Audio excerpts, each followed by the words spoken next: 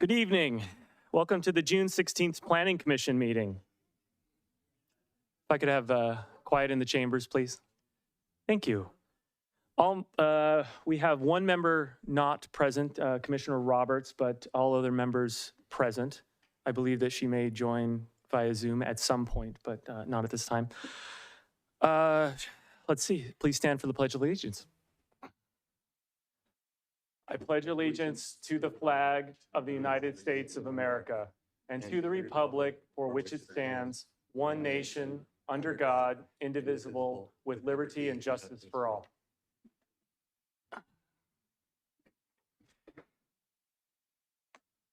Pursuant to Council Administrative Policy Meeting Rules and Procedures, Section 5.2, decorum generally public, comments by members of the public are generally limited to 5 minutes or less time if a larger number of speakers is anticipated, or if approved by the chair.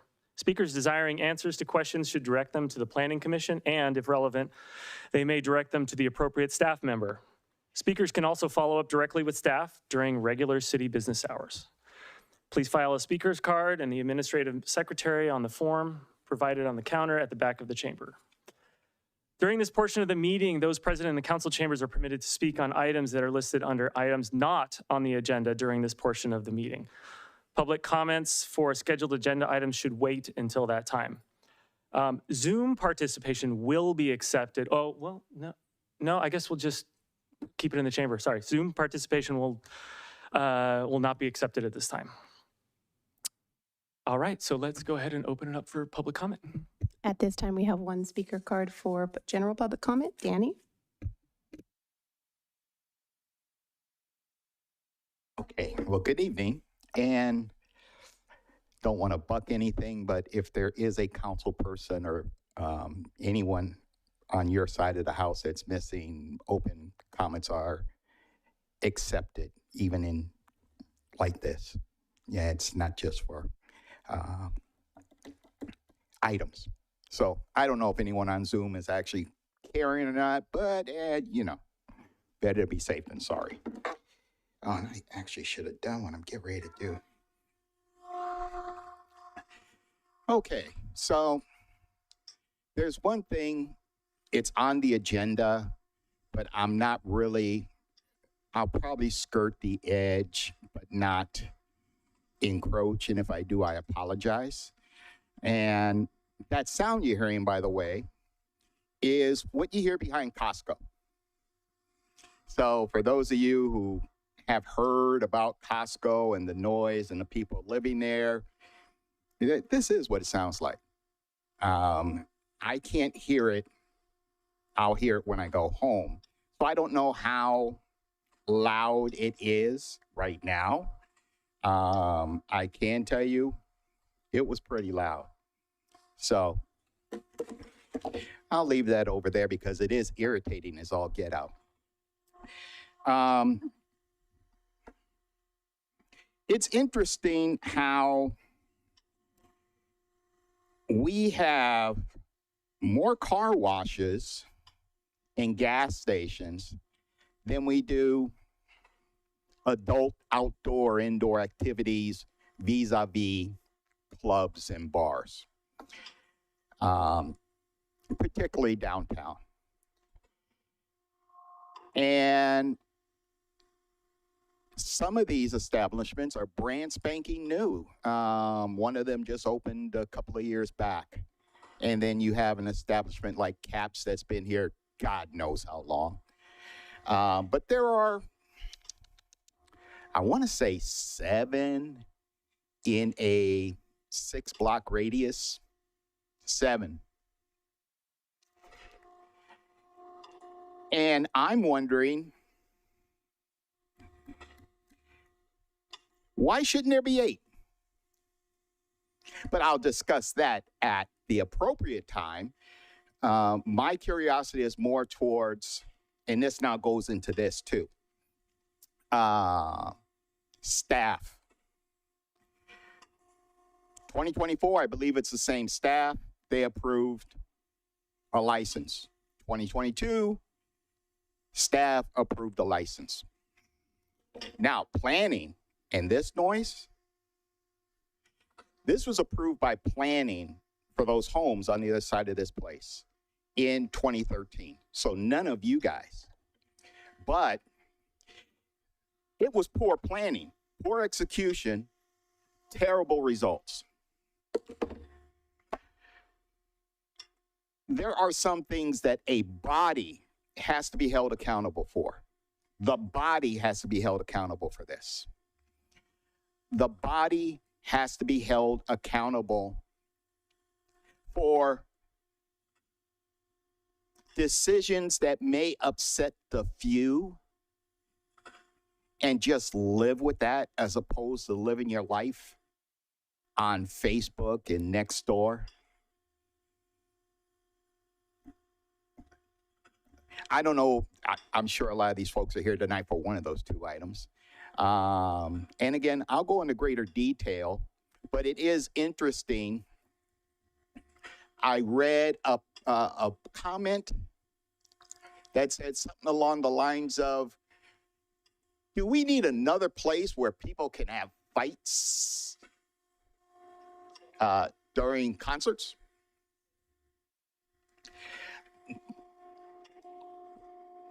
I've been to establishments where there haven't been any fights and there's been music. I've been to farmers markets where there've been fights. So, you know,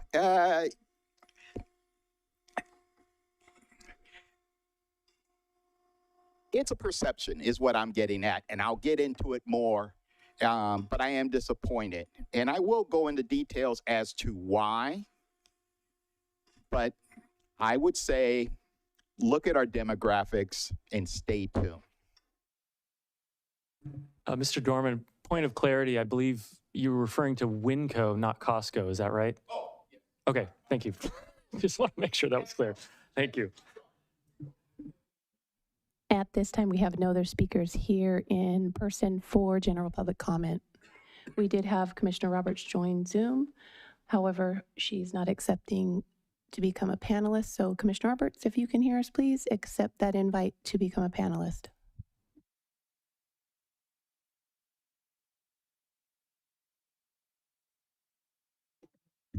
And at this time, for those that are in Zoom, if you have any general public comment, due to Commissioner Roberts joining us remotely, we are taking Zoom public comment. So please raise your hand if you'd like to speak right now.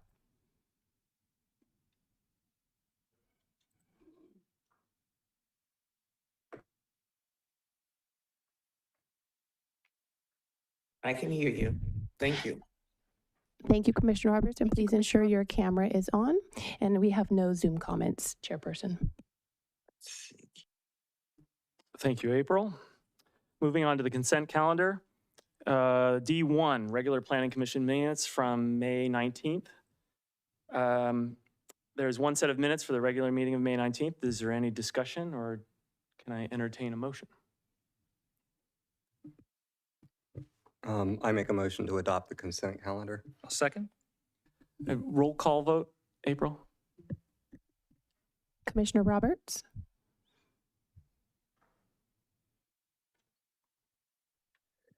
Yes. Commissioner Johnson? Yes. Aye. Vice Chair Floor? Aye. Commissioner Jones? Yes. Chairperson Brand? Aye. Motion carries.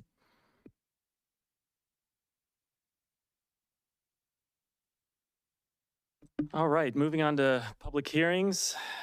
Item E1, variance to legalize an existing carport located at 232 Nancy Street.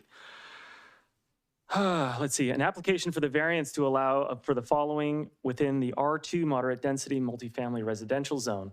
A 2-foot encroachment into the required 12-foot aggregate side yard setback requirement, a 13-foot and 6-inch encroachment into the required 20-foot rear yard setback requirement, and a 24.9% increase to the required 40% maximum lot coverage. The applicant is seeking to legalize an existing 525 square foot carport located at 232 Nancy Street. Staff report with Miguel. Thank you. Thank you, Chair. And good evening to the members of the public and to the rest of the Planning Commission. It's Miguel Contreras here to present 232 Nancy Street, which is variance application 26-001. The subject site is highlighted in red, located at 232 Nancy Street, has a general plan land use designation of residential medium density and a zoning designation of moderate density, multifamily residential. The specific request for the variance is to allow for a newly built carport within the R2 zoning district to have a 2-foot encroachment into the required 10-foot, or it should be 12-foot, sorry, 12-foot aggregate side yard setback, which is highlighted in blue, and a 13-foot and 6-inch encroachment into the required 20-foot rear setback, highlighted in yellow in the image. And additionally, a 24.9% increase to the 40% maximum lot coverage, all to accommodate the carport that you will see on the screen. The property has a has a long history. The site itself and the surrounding development, which is known as the Brentwood Villas, they were built and approved back in 72, and they were actually constructed between 72 and 74. Back then, the zoning was multiple residence MR-30 zoning. However, down the line, the property and the surrounding neighborhood was rezoned in 1987. It was rezoned as an effort to comply with the 1983 general plan. And that rezone is what established the current setbacks and imposed that 40% maximum lot coverage.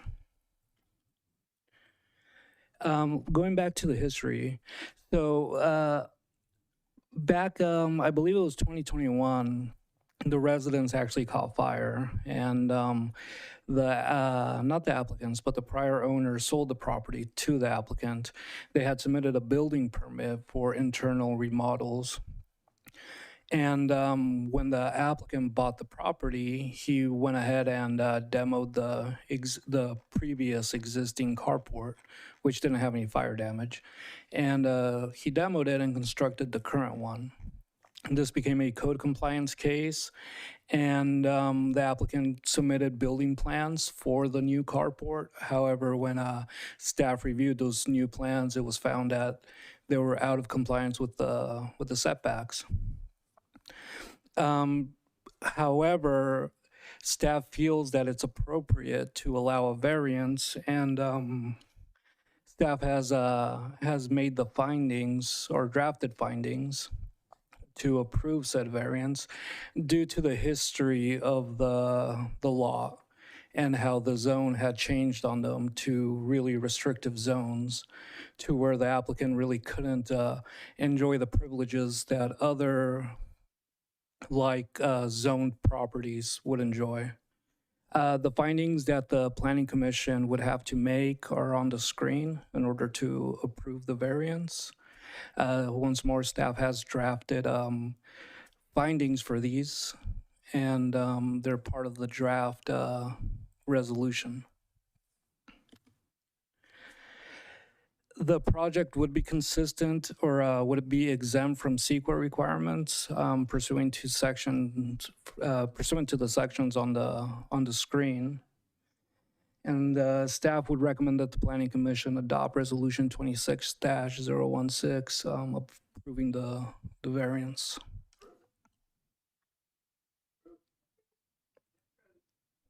Thank you, Miguel. Yeah, you want to say something? Yeah. We do need it quiet in the chambers. I can appreciate your feelings with regards to, well, really any project.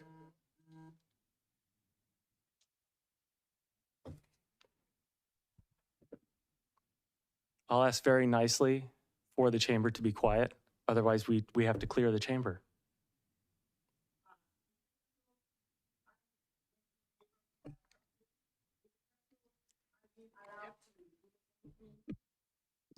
We're going to open public comment on this item.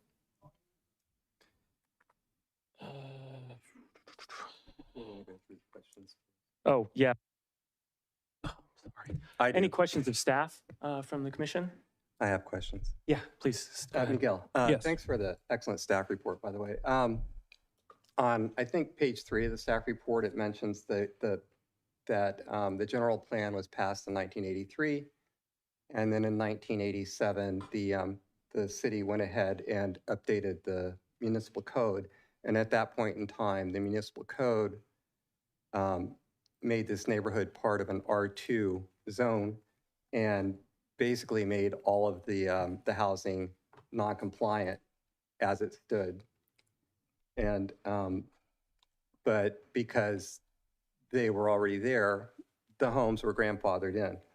But in a situation like this one, where a home burned out or was knocked over by an earthquake or any disaster, flood, it seems like it would be impossible for a person to rebuild any home there, because it's not possible to build a home that is compliant with R2, given the small lot sizes, given the large setbacks, and especially given the fact that on page 6 you mentioned, Brentwood Municipal Code requires them to have 2 covered parking spaces, which would, I assume, be either a 2-space carport or garage. So if we don't grant this variance, we would be asking somebody to knock down their 2 covered parking spaces that they're required to have. If we let it stand, it's not in conformance, but I don't understand how it can be. So have I got it pretty much right?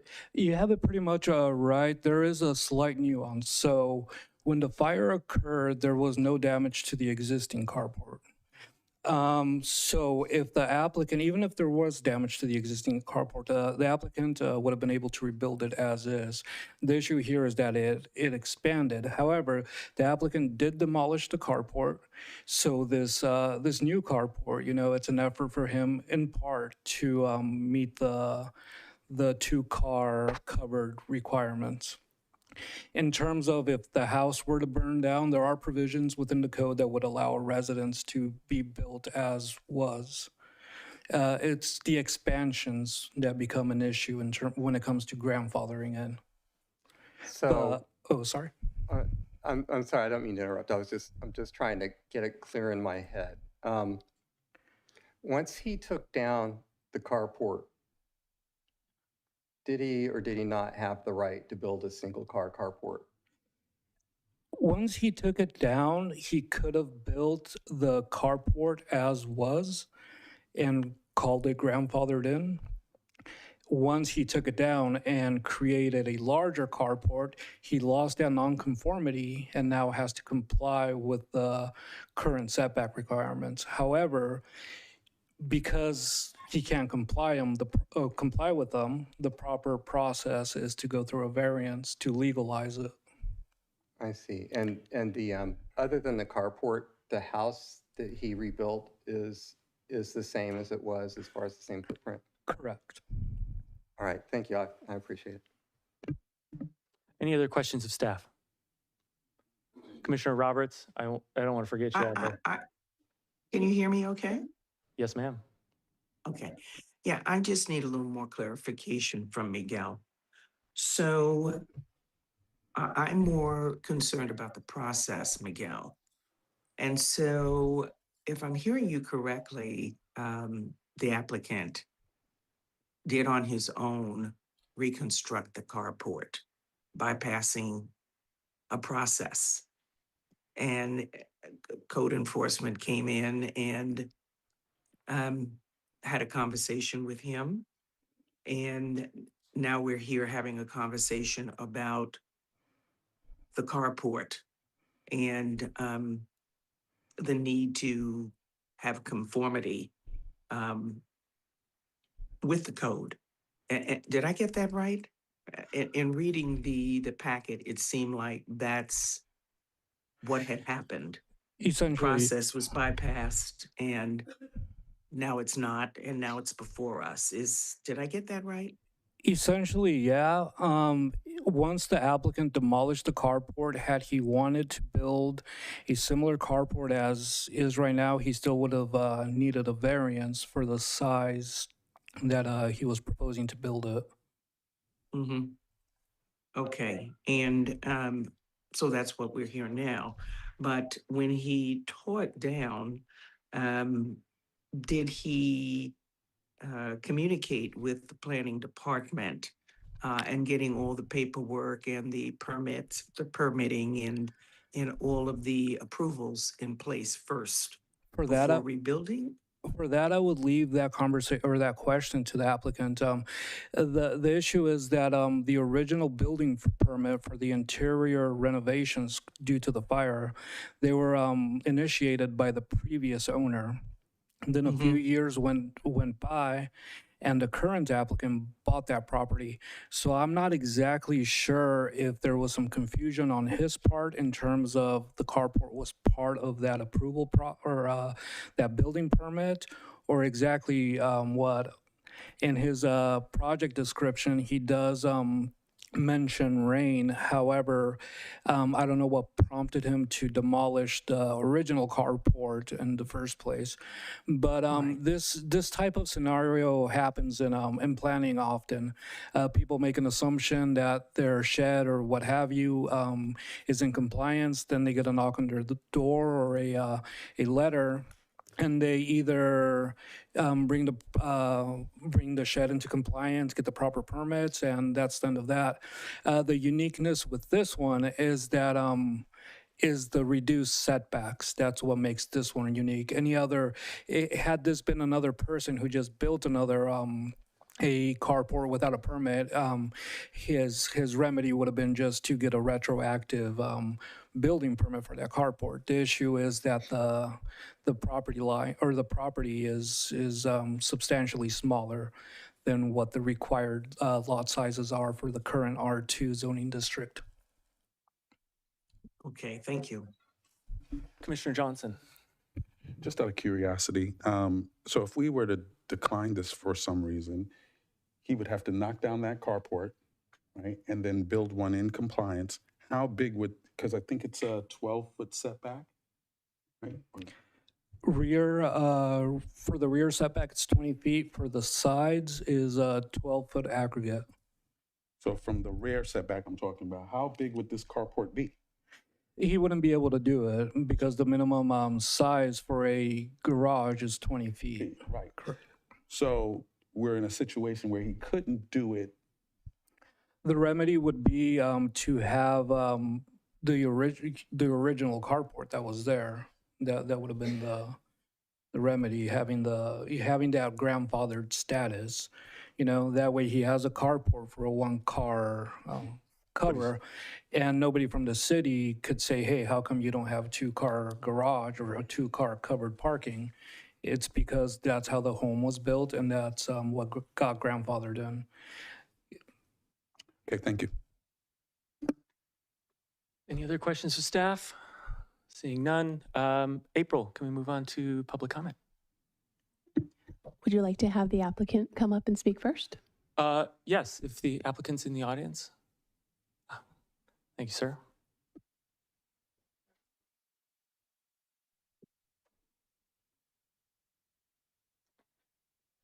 Hi, good evening. Yeah, there's a lot of history behind this project, and the way it's kind of I think being interpreted right now needs to kind of get some clarification. So the property was completely burnt, and we had to knock it down. We had like three walls that were standing. The original carport was also had a lot of dry rot, and the way the property is structured and the utilities are structured. Can you guys hear me okay? So all the utilities are situated in the front of the house, and they run all the way through the carport. All that had to be demoed, and during the demo process, all that got taken down. The integrity of the existing carport wasn't going to be something that we could renovate. And so we knocked it all down along with the other, structure. And another thing that I wanted to clarify in terms of the permits, how we got the permits, the house was burnt down. The insurance company hired an architect to actually draft the permits. Those permits, when we bought the property, were assigned to us. And the architect that drafted the permits was somebody that was supposed to be working with us. So the property was purchased like in October of 24. And so we had rain, coming. It was rainy season. And then once we had to demo everything, the walls, these are duets and they have, sharing walls. Once we tear down our roof and that structure, the other two neighbors are exposed to the elements. So all that rain was going to just go into their house. There's only drywall that was keeping rain from coming into them. So we reached out to the architect on multiple occasions. I have maybe 30, 40 text messages, phone calls saying, hey, we need to get this updated because we wanted to change the inside of the house and we wanted to change the carport. At this point, we're walking around the neighborhood. I would say maybe 40 to 50% of the neighborhood already has existing carports to accommodate multiple cars. We're thinking everything is fine. We haven't ran into the whole issue with the zoning and that was overlaid on the existing structures. We're thinking we just need to get the roof on here. Our plans that we did for the carport, our carport is now attached to the existing structure. So it's not like it's separate. And the other thing, these houses really don't have an AC system, HVAC system. They had wall-mounted heaters. And what we did is we actually, within that structure, we made a space to add HVAC so that, people would have, modern home with all the amenities. And so there was a lot of issues that had time constraints.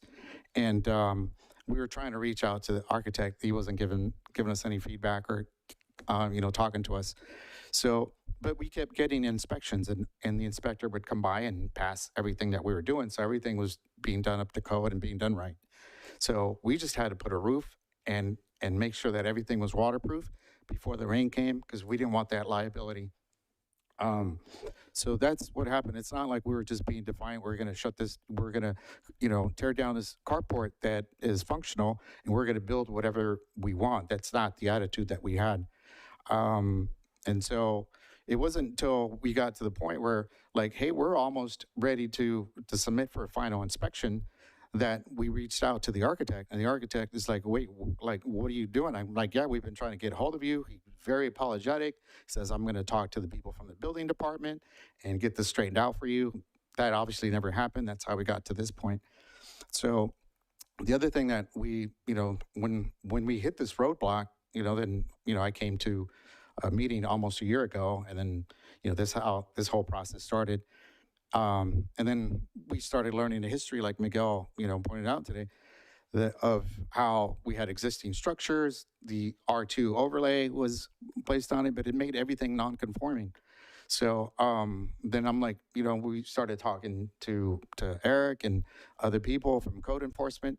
And the real solution here is to do rezone that neighborhood with the PUD, right? So you could actually customize all the setbacks and the guidelines to meet that existing structure because the mistake was made back when they overlaid it on that. And then the Band-Aid was like, let's just grandfather everything in. That really didn't solve the whole problem. But, we hit a wall with that. And then so now we're here trying to apply for a variance to solve the same big issue, but just one structure, the ones that we're working with. So I'm open for any questions if you guys have any questions. Thank you. Any questions of the applicant? Okay.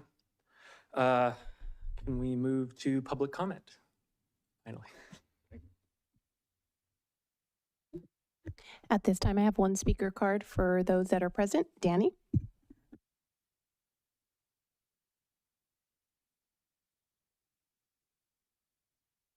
The gentleman from McCann Paint.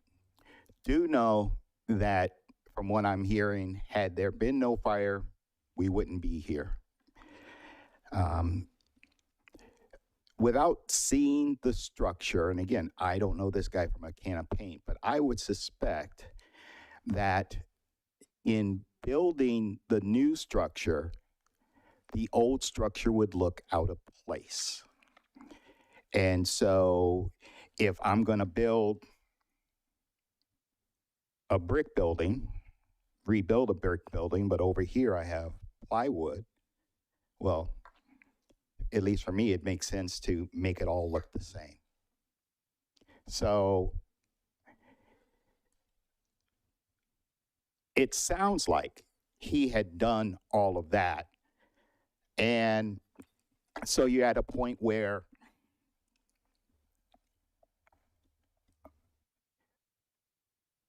why not grant this? I understand what he was saying about rezone, but brother, believe me, you really don't want to go into a rezone. It's better to take it. I'm talking to the audience now. Take it one or two at a time. Doing a whole rezone is a mess. But again, I circle back to, had there not been a fire, we wouldn't be here. Had he left the structure up, assuming that he would have rebuilt it the exact same way as it was and how the neighborhood looked, we wouldn't be here. But unfortunately, a house did burn down. The entire property didn't burn down. And it sounds like this gentleman just wanted to make it pleasing to his neighbors, to whoever lives there, and so on. And now, Chairperson, if I may, to the audience, we have some new people here today, and I know why they're here. And there are limitations as to what these folks can and can't say, and there are limitations about what you guys can and can't say. I have found over the 7 years I've been coming here and tilting at windmills that shouting down from the audience, from voicing opinions. Mr. Dorman, Yes. may you stay on topic, please? Okay. Thank you. Well, I'll stay on topic, yes. So, for those who want to come up and say their piece, there it is right there. Go say your piece right there, write it in. Participation, it's a great thing.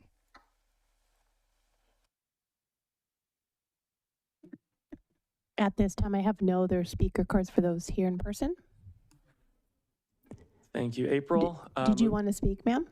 Okay, go ahead and go up, and then after, if you could, fill out one of those yellow cards in the back afterwards, okay? Ma'am, go ahead.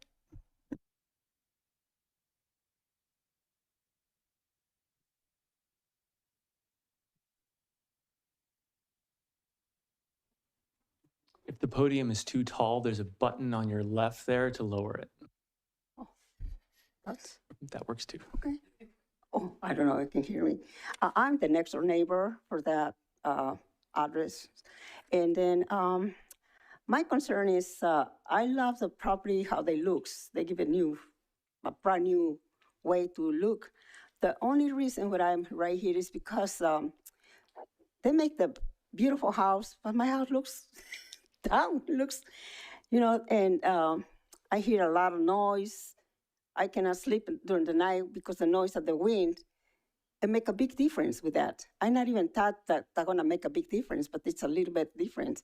And then we notice that there's more dust.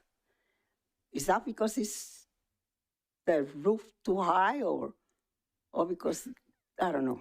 But that's my only concern is like I said, I don't have any problem because it looks beautiful, and I wish my house can be the same way like they looks, and all the house looks the same way like that. The property looks at right now. They did a great job right there. I love the house. But the only problem is that my concern is the wind during the windy days, and that's extremely noisy in my property, but I never hear that. And I don't know. I think that's it. I'm not a very talking person, but this is my concerns that I bring to you. And like I say, I don't have any problem to see the house is so beautiful, and the person right there is so nice. The person who worked right there, they did a great job, and they're so beautiful. But I don't know what I can say. That only concern for me is that. Oh, I don't know. You can hear me about that. Yes. Yes. Okay. Además, pues, como yo fui presidente 20 años ahí, Oh, pues, yo sé bien los reglamentos. then my husband was the president for 20 years ago. He was the president for the association, and he mentioned that, you know, then they have to be all the houses equal. But like I say, they have in their mind how they're going to build the property. I know we know the rules how everybody start making little. They actually nobody go in the association. Nobody go with the rules what they had before many years ago. How when we got the house, that we give it the rules and how we have to do because this is association that we have to follow through. But many people doesn't go with what they have to do. Many people, like right now, for me, my concern right now where I live is right there. They have many people. They have a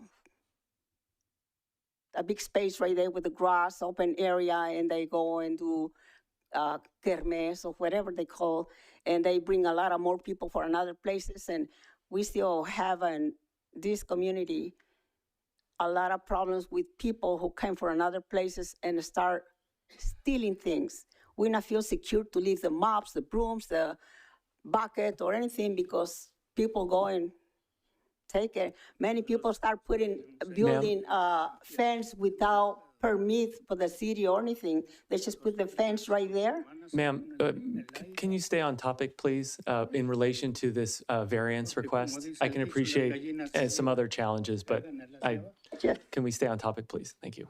Okay, thank you so much. So I think this is all my concerns so about, like I say, this concern about, we were talking about the problem. And no. A lo mejor todavía está embargada. Bueno, pero eso. Oh, he wants to talk about it, but I don't know. ¿Tú quieres hablar? Para los gastos Do you want to talk about? Speaker's time is I expired. think this is nothing concerned about it. We're talking about the association, but this is something, this is another issue, I guess, because we're talking right now about this problem, what we have, the next door April, neighbors. Thank you. At this time, the speaker's time has expired. Thank you very much. Thank you. At this time, we'll go to Zoom. If you'd like to speak on this item, please raise your hand.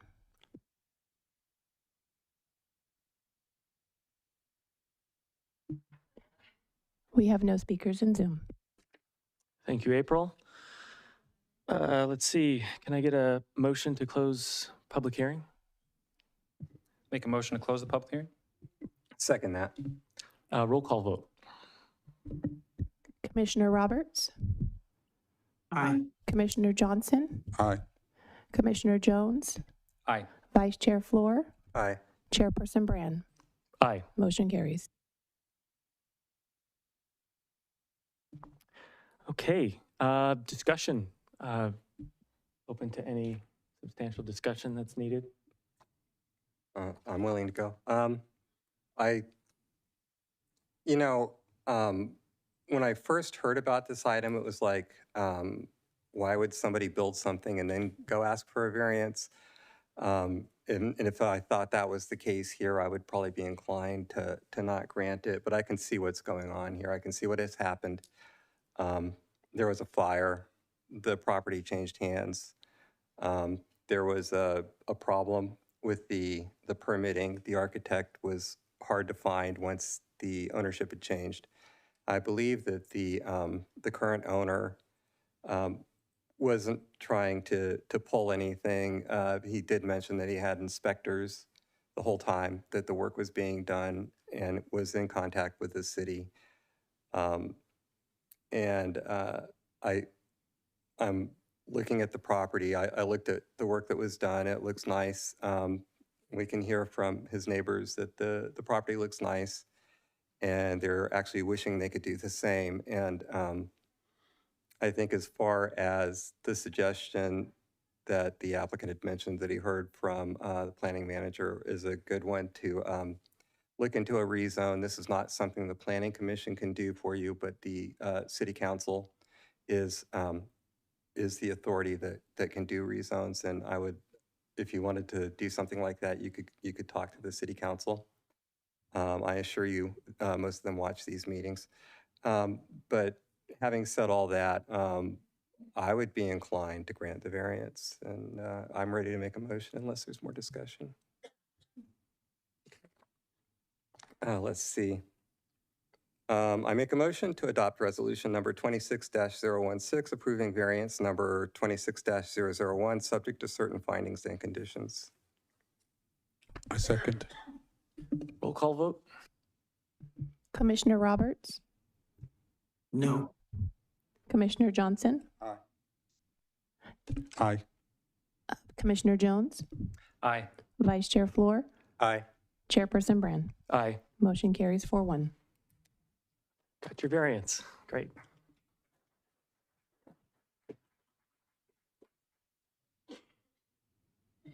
Okay. This time we'll move on to the application to amend a conditional use permit to change the ABC liquor license type for Vinnie's Emporium.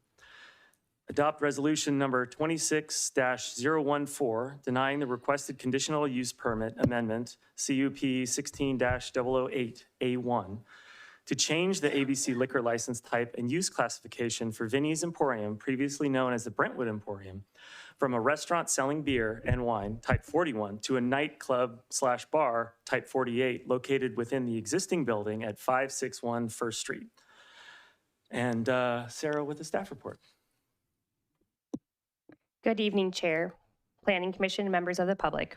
Before you tonight is an amendment to the conditional use permit CUP 16-008 for the operation of a new business known as Vinnie's Emporium.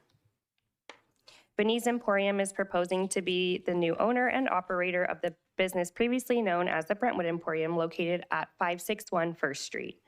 The property is located within the downtown specific plan, and more specifically is designated within the downtown core district.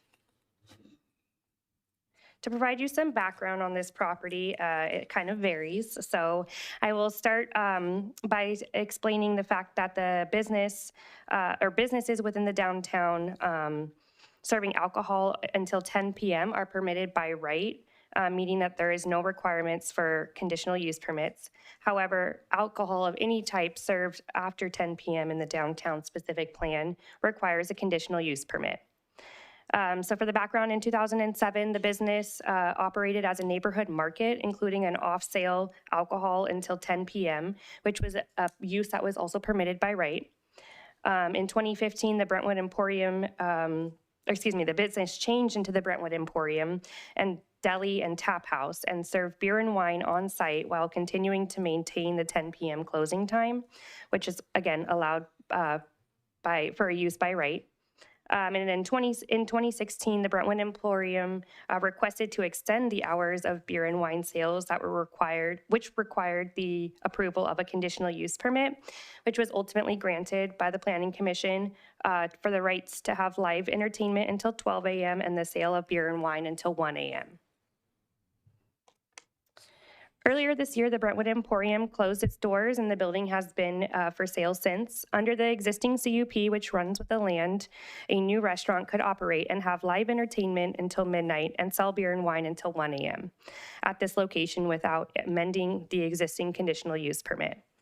However, the application before you tonight is a request to change the Alcoholic Beverage Controller ABC license from a Type 41 for on-sale beer and wine eating place to a Type 48, which is classified as on-sale general public premise.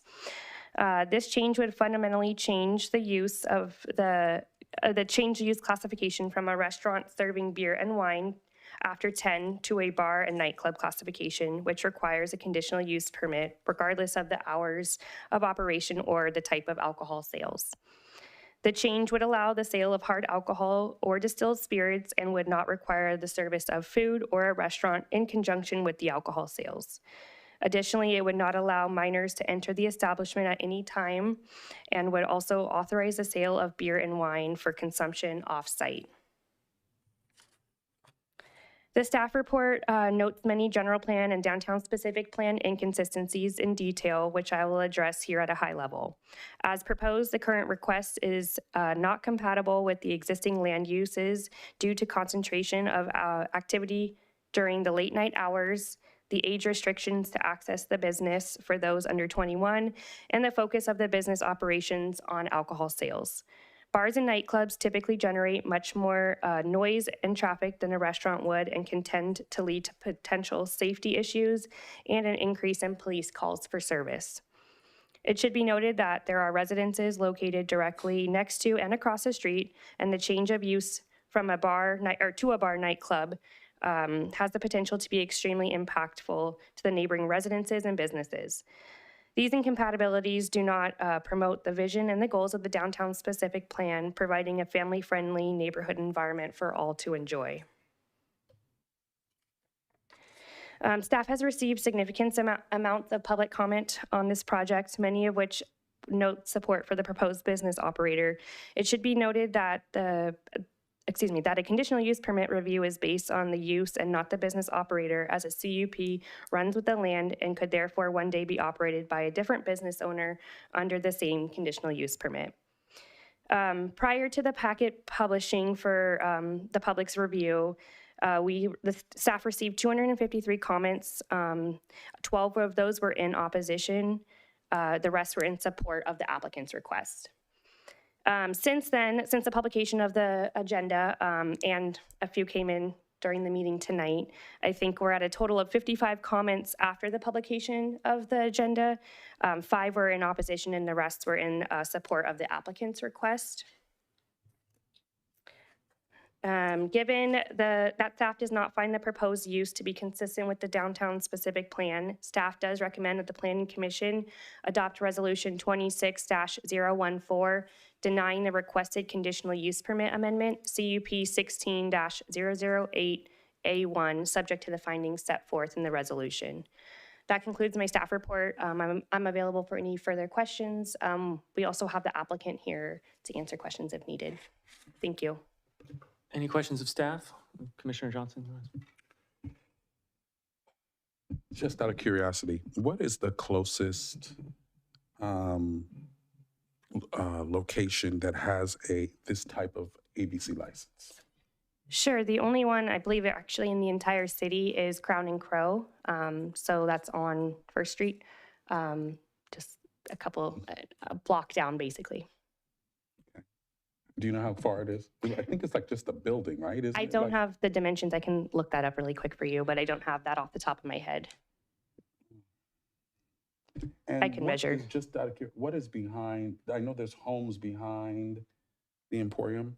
Is there any kind of walls, structures behind the building? So the entire building for the Emporium, which does contain other suites, so there's, I believe, a hair salon to the west of on the west side of the building, but on the south side, it is directly adjacent to a residential unit.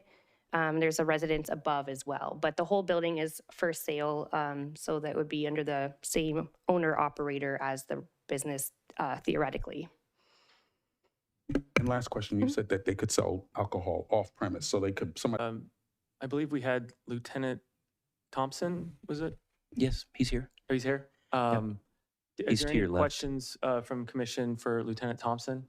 He's our planning liaison. You can also reserve questions for later, of course, Yeah, during the public fair, hearing, but fair. he is here, yes. Okay, Well- just to want to make sure they know. Since you're here, sir, does the Brentwood Police Department have any comment on this application? Good evening, Chair and Commission. My name's Lieutenant Thompson. I'm with the Brentwood Police Department, and I have just about 21 years of experience with the city. In terms of support or no support, all I can really tell you is that we don't have a crystal ball, and we don't know what we don't know on what a business like this would bring in terms of calls for service to the city or the police department. I can confidently tell you it will increase calls. Just how many, that's the unknown. Any type of business you bring into the city has the propensity to increase calls for service. I can speak in my 20 plus years here, we've had similar establishments in the past 15 plus years ago, two in particular, that were similar in nature. And I was actually a police officer working the street at the time, and the call volumes for those businesses were high on the weekends and the evenings, and led to numerous arrests, disorderly conducts, fights, public intoxications, DUIs, et cetera. This could be a completely different business model, different business owner with a different vision and levels of security. So again, we don't know what we don't know. I can just speak from experience of what we dealt with in the past, and that, you know, we are going to have to prepare, you know, staffing levels for something like this, and how to mitigate, especially if you add the possibility of bringing in a source of entertainment, whether it be live bands or just certain types of bands, named higher level ones that are recognizable, might be drawing in crowds from outside the city limits, right? And that is going to just increase a larger audience. So, thank you, Lieutenant Thompson. My understanding is right now the Brentwood Police Department is not fully staffed with officers. Is that correct? Correct. We're down approximately 10. Down 10. All right. Thank you. I don't have any more questions. Anybody else? Anybody else? Okay, I think if the applicant would like to address the commission. Great, thank you. Hello, everybody. So I would like to address some things on the report. She said there were going to be a lot of changes that really aren't going to be changes. Most of the operations that were the Brentwood Emporium will be assumed by us. They already do live entertainment, off-premise beer and wine sales. The only difference I'm asking for is to be able to sell cocktails. That is a huge linchpin in the success of this business model. I'm not asking for any changes to how late they can go. I'm keeping the same 12 o'clock, 1 o'clock, no problem. Sorry, nervous. Some other things to address are security. Currently, so your crystal ball. We have 24 years experience running Benny's Bar and Grill in Concord, California. You can see in our application a letter from our lieutenant, who was my direct report on their code enforcement for 6 or 7 years before she got promoted, who gave us a very nice letter saying, in fact, that for the size of our establishment and the type of business we ran, we had lower than average calls.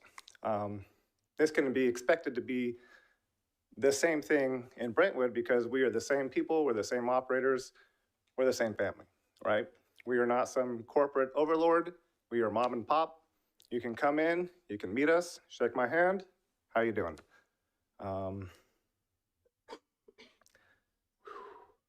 As far as security goes, we have our own PSO license. That means we're a private security company in our own right. We have a license from the BSIS. We hire guard card individuals. In Concord, on a busy night, we have 10 to 12 guards.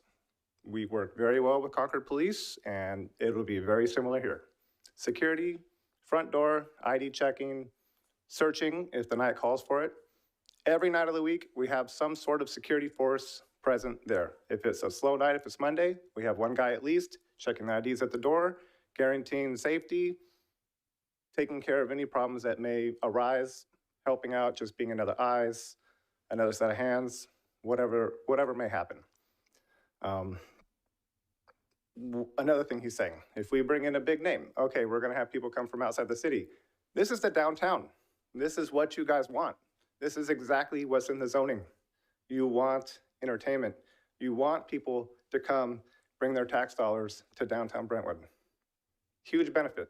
You don't want a big 16,000 square foot empty building on the corner of your downtown. That's not what anybody wants. We all want business. We all want safety. We want entertainment. We're all reaching towards the same goal. The only issue that I saw with Brentwood Emporium is it just didn't have liquor. It was just missing this huge piece of the puzzle that really could have brought it to where it needed to be. Any questions? Questions to the applicant? Seeing none. Oh, Commissioner Johnson? No, okay. Commissioner Roberts, any questions of the applicant? Yeah, I do. You say that everything is going to stay the same with the exception that you want to sell spirits. So I got two questions. One, are you planning on having meals there, Yes, food? Because, okay, so that's good. And that will go on until, I guess there'll be some stopping point in the kitchen as Usually is 11 the o'clock. case with, okay, fine. My other concern is, well, I mean, have you spoken with your neighbors about this? Have I'm I just gone door to curious. door? No. Has there been a big posting on the building? Yes. So they've had ample time to weigh in their comments and send them in. All right, okay, then that's all I have. Thank you. What, Commissioner Johnson? Yeah. Just out of curiosity, I noticed there was a menu in the packet. That is our current menu. The nice thing about the Brentwood Emporium is the size of the kitchen is a little bit bigger than the size of the kitchen we have in Concord, so we'll be able to use the exact same equipment we have. I mean, we'll buy the same equipment, so we'll be able to offer the same menu items, easier for purchasing, easier for staff training, easier for moving staff between the two locations, should we have something. We intend to sell food 11 a.m. to 11 p.m. every night, just as we have done for 24 years in Concord. We are going to have a full kitchen. The only reason I'm going for a 48 over a 47 is a 47 is a bona fide restaurant that sells liquor, but it comes with a caveat that you need to have 51% of your sales be food. Now, the size of the kitchen is nice, but it's not big enough that I'm going to be able to sell 51%, $1 million worth of food out of that kitchen over the year. It's just not possible. I don't know what the question, I didn't get a chance to ask that question, but thanks for the dissertation. Things I'm remembering to talk about. Okay, so back to what I was going to say. Yes, sir. I noticed there was a menu in here, and I noticed you serve breakfast items, and I guess you're going to have some. Are you going to have? I'm just trying to get trying to envision what's going on here. Is it more a bar where people come in and get a drink, or is it going to be you're going to do the karaoke and you're going to have dancing and tell me about the food. Is there going to be seating there for? There will be seating. So usually in an establishment like this, you'll have maybe a row of booths. You'll have sit-down tables. Currently, the Emporium has sit-down tables, 4 tops, high tops, usually sit 3 people. They have 2, 3 bars, so there are definitely going to be places for people to sit down and eat. It's important you provide a place to sit if they're going to eat something. But yes, it will be casual. People will come in. They'll say, oh, maybe I feel like getting a beer. Oh, okay, I've had a beer. Maybe I feel like having a basket of fries. No problem. You don't need to order a 4-course meal to come into our establishment, sing some karaoke, and have a good time. And this is going to be what the menu is in here that I'm looking at. That's what you're going to be selling besides breakfast, I assume. No, I will still serve the breakfast items. People still order breakfast up until 2, 3 o'clock in the afternoon. Okay, thank you. Yeah. Yeah, thank you. One question, just the immediate proximity to the neighboring homes. And I know the notices went out. It's good. What gives you the confidence that this use will remain compatible with the surrounding neighborhood over the long term? Sure. Have there been a lot of complaints about the Brentwood Emporium currently? Because he has a full sound system. He's doing live entertainment. He's booking all the same acts we book, similar. So there's going to be much the same there. Country line dancing, karaoke, jam nights. In the packet, there was to allude to what you were saying earlier about what's behind the building. In the packet, there is an outline of the building. You will see that the stage is on the northeast corner by the marquee, and on the rear, the south side, which is towards the neighbors, the residential neighbors, is a lot of buffer. We're talking the kitchen. We're talking a storeroom, the receiving area, an employee bathroom. Also, there's this huge 2,000 square foot warehouse that runs along the back south. So there's going to be a lot of insulation in terms of sound that the back neighbors they're not going to hear anything from the entertainment. Okay, thank you. Appreciate it. Chris? Yeah. Can I? Yeah. I have a question. Yeah, yes, sir. I'm trying to understand the difference between the 47 that's there now and the 48. It's a 41.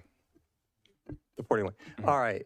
As it is now, somebody walking by on a Saturday afternoon, coming through the farmer's market, feeling a little peckish, they can go over there and, their wife and their kids and walk in and get something to eat. My understanding is this license would require everybody that goes into the restaurant to be 21, which seems odd for a lunch place downtown where we're trying desperately to build a family-friendly destination for people to bring their families, for people coming in for U-Pick, people coming in for farmers market, people coming in for the various festivals that we have downtown. They'll walk by, they'll see, I don't know, burgers and fries or whatever, and they can't go in there because somebody in their group is not 21. Is that correct? That's correct. Right. All right, thank you. Similar things in Concord, but. Yes, thank you. Any other questions of the applicant? If not, we'll move into public comment.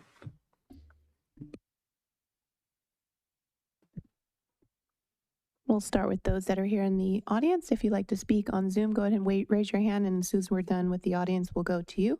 Our first speaker is Danny.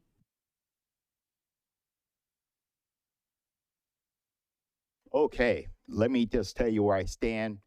Give them the license, okay? I hear everything about the noise and the police presence and all of this. This Emporium's been here. I remember back in the day when I used to go buy liquor out of a liquor store.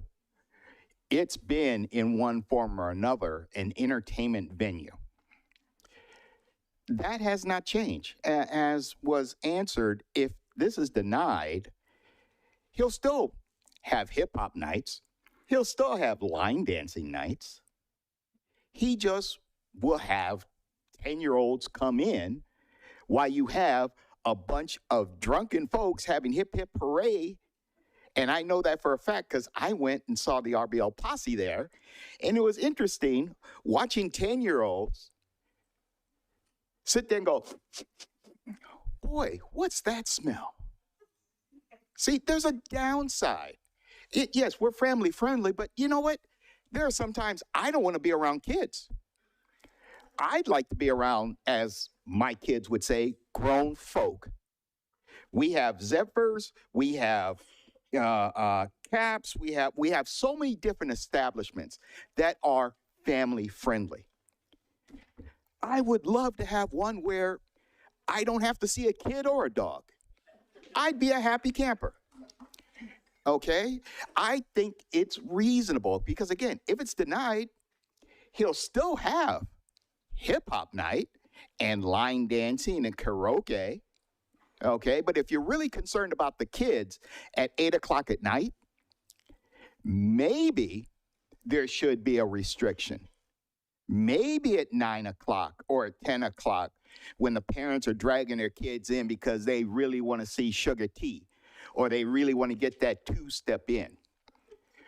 Maybe you ought to consider that. Because again, yeah, we're trying to be family friendly. And when we talk about increase in violence, last year's Juneteenth, I saw people fist fighting in the alleyway. Right behind Zephyrs, as a matter of fact. You know, that family-friendly restaurant that's right there. We had fire trucks. We had police cars. So, you know, this facade of, oh, if we allow drinking in a place that's already there, crime's going to shoot up. Remember, I can't say this enough. It's there. It's been there. If this is turned down, it will be there. Whatever noise issues that are being proclaimed now, they'll still be there. If there are any worries about crowds meandering, it'll still be there.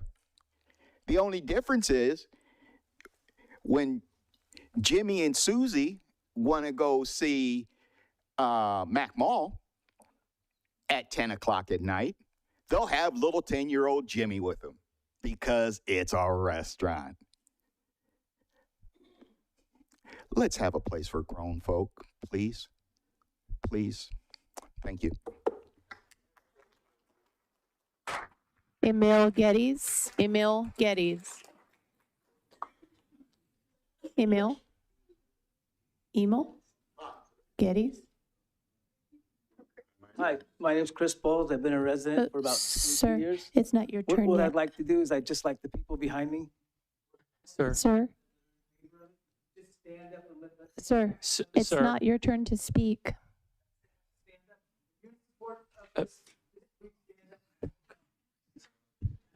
Sir. Wait.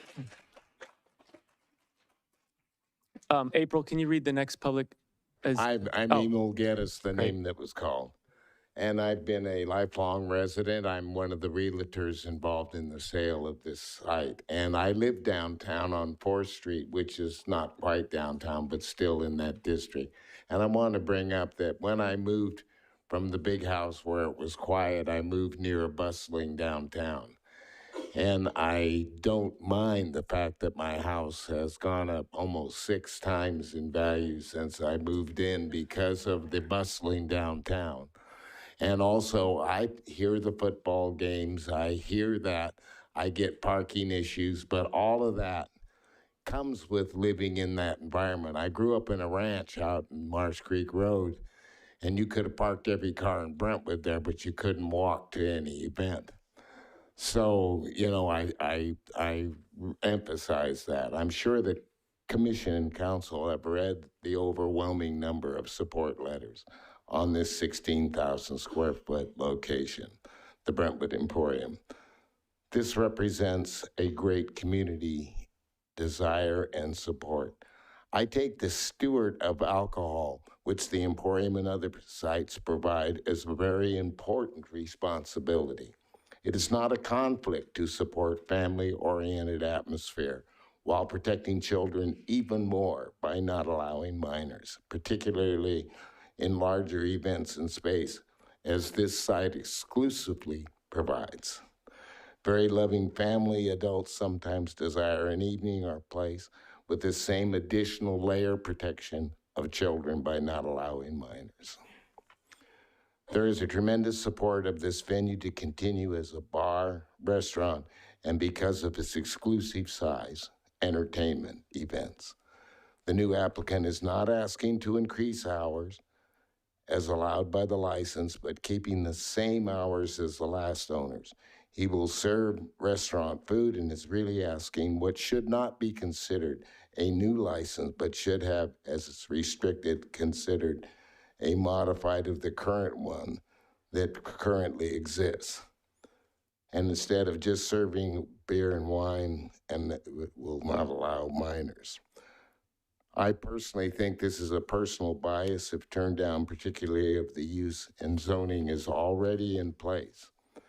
This license does require a commercial conditional use permit. We support the Planning Commission as part of the CUP to require security, scrutiny, and not have liquor-related disturbances as restrictions and conditions of this business, and enforce, if needed, the offered limit of hours. This is an experienced family person who will improve this site that may remain vacant if he withdraws. This application increases community development needed on this end of town and provides an entertainment choice in a controlled, responsible environment. We respectfully urge your approval. Thank you very much for allowing me to speak.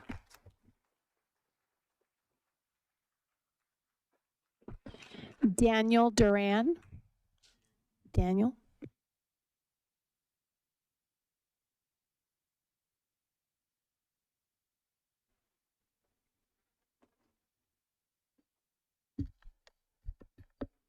Good evening. My name is Daniel Duran. I live on 3rd Street, and I've heard more noise coming from the yard. And I've never heard anything coming from the Emporium area. So I don't understand why you would deny this permit. It doesn't make any sense to me. I mean, I've lived in this area for 71 years, and I'm here to tell you that downtown Brentwood could use it.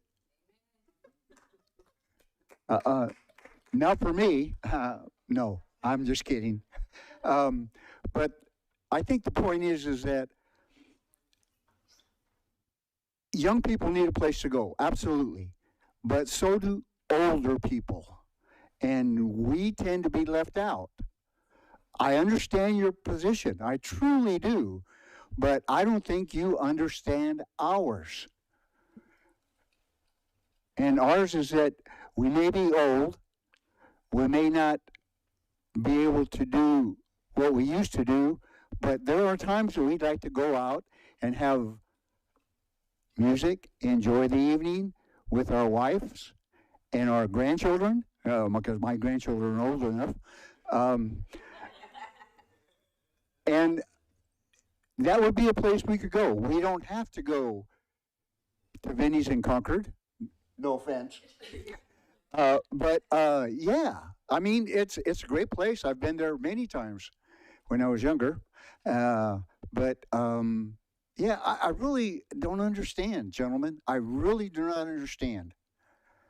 And I would really like for you to explain to me and the rest of the people here why you would deny it. It makes no sense. Makes no sense at all.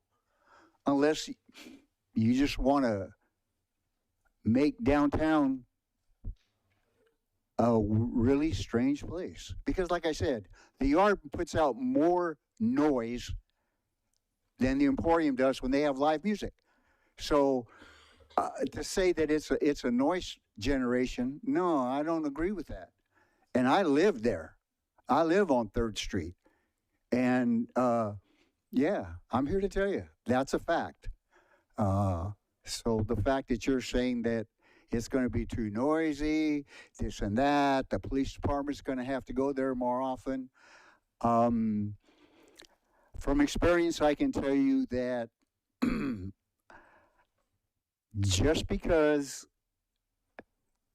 you're drinking alcohol and dancing and having a good time doesn't mean that there's going to be fights. There's more fights at the Crown than any place else in town, in my experience. And like I said, I live on 3rd Street. So, yeah, noise, the Yard. So, I'm telling you, I think that you guys are, I don't know what the problem is here, quite honestly. I really don't. But I've said my say, so thank you.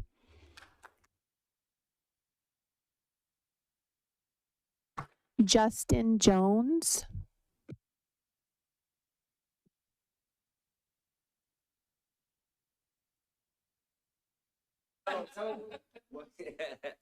Family. Hi, I'm Jasenia Jones, and this is my husband, Justin Jones. He owns a landscaping company, and I'm a mental health therapist. We've been here for a little over 10 years, and our kids just graduated, and they're off to college. And I'm hearing that Brentwood was a place for children and for families, and that is why we moved from Oakland here, because it was safer for them. But we also want to feel like we're welcome to continue to grow here and to continue to have fun and be safe and not have to go to Oakland or San Francisco or the city just to have a birthday celebration. Brentwood Emporium was a place where we invested and enjoyed ourselves.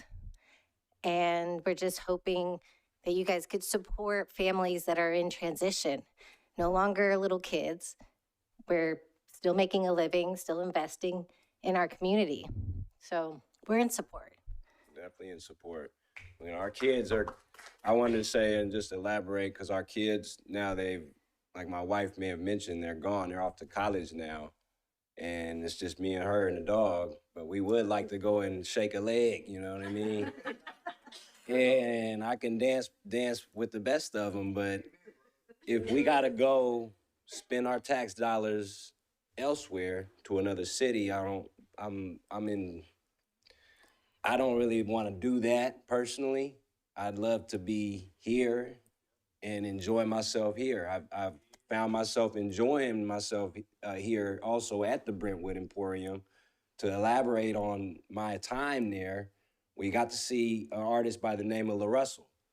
Now, he brings in little kids to see his venues as well. There was not a single fight. There was not even a single, I don't even remember at all seeing the police department there because they wouldn't need to be there. So I'm just trying to elaborate and trying to find, I guess, where your guys' head would be at if it was going in a negative direction, because we've already experienced something quite similar, and I didn't experience personally any negativity, and I've also had many of friends who've been to many venues at the Brentwood Emporium, and they're the ones who actually got me to go because they said nothing but good stuff about it.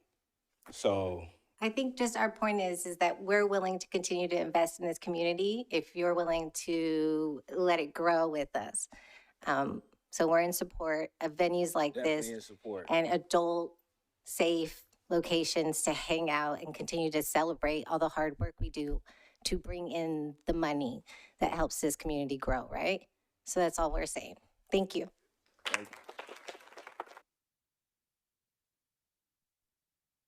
Rory Nissen.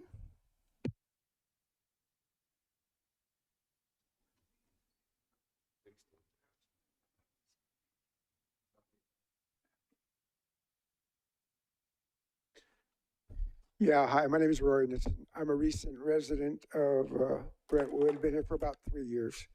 And met a lady and we live together now. We're very active. We go to a lot of places. I have been to Vinny's many times. And heard a lot of good rock and roll acts there. We like to dance. I like to stay active. I'm 71 years old, and I like to keep active, and dancing is a big part of it. So, I hope this thing, when I heard Vinny's was thinking about taking over the Brentwood Emporium, I thought, wow, that's perfect. Because I've been in the Emporium, and it's a cavern in there most of the time that I was in there. And I thought, oh, this place isn't being used to its potential. 16,000 square feet. I didn't know it was that big. I knew it was big. I just asked the proprietor of Vinny's Concord how big his restaurant was in Concord. He said about 8,000. So that's twice the size. And believe me, when you get a good crowd in a place like that, you need a building like that. They're playing music, people are dancing, people are having a good time. All the time I've been at Vinny's in Concord, I have never seen a problem. And I attribute that to the security that they keep there on a regular basis. I've always been impressed with that. Always somebody at the door. There are some people who are identifiable as security. You know why? Because I don't want to mess with them. So, okay, that guy's probably one of the security here. And turns out I was right most of the time. This is a fabulous opportunity for Brentwood. It is. And I would hate to think that Brentwood would deny itself the opportunity to have this kind of a place for the public to go to. I came out here and I asked my girlfriend, and her line is, how long would it take to get here? How long does it take to get there? She said, it takes 45 minutes to get to anywhere from Brentwood. Okay, so what do? We travel. Pleasanton, Livermore, Concord, of course, Walnut Creek, even across the bay. We'll go anywhere where there's a good band and a good crowd to go to and a good venue. Venue's the key to having a good time at a place that he's offering to bring to this town. Like I said, I was jazzed when I first heard that that's a possibility. I hope the city council, I guess I'm talking to the city council, I hope the city council doesn't deny itself the opportunity to have a class establishment come to Brentwood and enhance the general quality of life in Brentwood. Okay? Certainly for me, I'll tell you that much. Okay, thanks. Anthony Waite.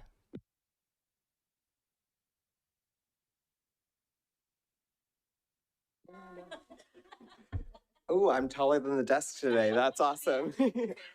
So, hey guys, I'm Anthony. Little about me, I'm from District 3, and I have done event production since I was 18. I'm currently 31. I actually had the opportunity to do an event in Emporium. I've done events in Los Angeles, Six Flags, Waterworld, Great America, and the major sticking point is definitely the hard liquor. I mean, if you're not gonna let this guy sell hard liquor, you're gonna have 3 other owners right behind him. I mean, that is just a huge portion of what they need to survive as an events venue.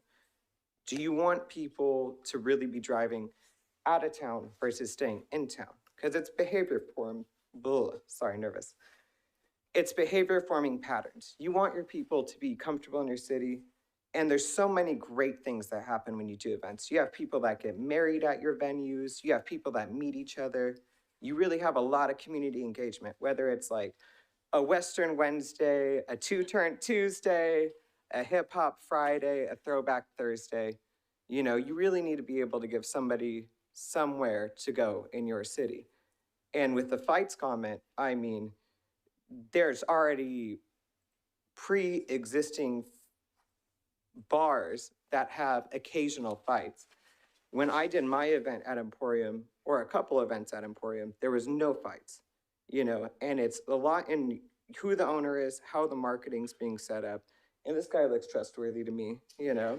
Don't even know him, you know. But he's from Concord, give him a break, you know. And I'm definitely in support of community events here in Brentwood, which I think is your message if I heard it right. So thank you very much for today.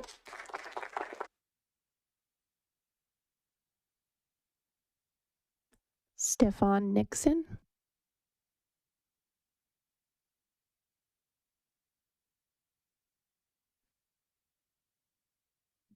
Hi, my name is Stefan. I'm known professionally as DJ Heartbreak. I work with Vinny on a regular basis to produce now large-scale R&B events in Concord currently. I produce events all over the state, down to Los Angeles, up to Oregon, predominantly in the R&B space, which traditionally brings the crowd that sometimes people worry about. Vinny was one of the first operators, business owners that ever said yes to me, changed my life about 18 months ago. Now I throw R&B events every single weekend. The #1 compliment that we receive at Vinny's, and again, we do this every single weekend. I work with over 20, 25 business owners. The #1 compliment that we receive is Vinny's security staff. They do not play about security. That's actually the first question that he asked me about when we very first sat down was, what is our security game plan for this? We're talking about, we have an event just this Friday. We're anticipating over 600, 700 people there. We've produced, I think, over 15 events together now. Nightlife, brunches, something that we're very excited to do. To the food comment, potentially here in Brentwood, is to produce an R&B brunch experience. That's something where, if you're worried about volume, we've had many talks about volume before. He is, I don't want to say eager to tell me no, but if there's something that the city of Concord and him have agreed upon, for instance, like having events out on his patio. I've tried to kind of weasel my way onto that patio for months. It's always been a, hey, no, the city has told me this is not something they want to do. There's a parking structure right behind. Volume-wise, this can't exist. So I really can't think of a better person. Again, I do this every single weekend. There are owners who clearly do not think at all about security beforehand. Vinny is on the exact opposite side of that spectrum, and coming into Concord is always something we look forward to because of that. Can't emphasize that enough. It's just security. And then just from a business standpoint, I don't see how he can survive, or anyone can survive in that building without the ability to sell mixed drinks. So it's something that I support fully, not just because it's Vinny, but also because it sounds like the area needs it. Something that we look at together from our statistics is how many people travel from out of town. And right now in Concord, we pull from Orinda, we pull from Lafayette, we pull from my hometown in Walnut Creek, we pull from Martinez, we pull from Pittsburgh, we pull people from right here in Brentwood.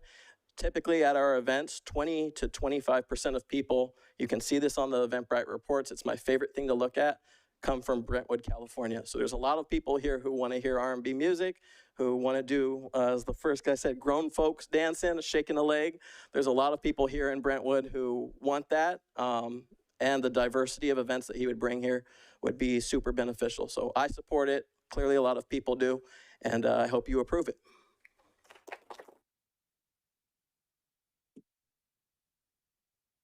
Pippi Jones.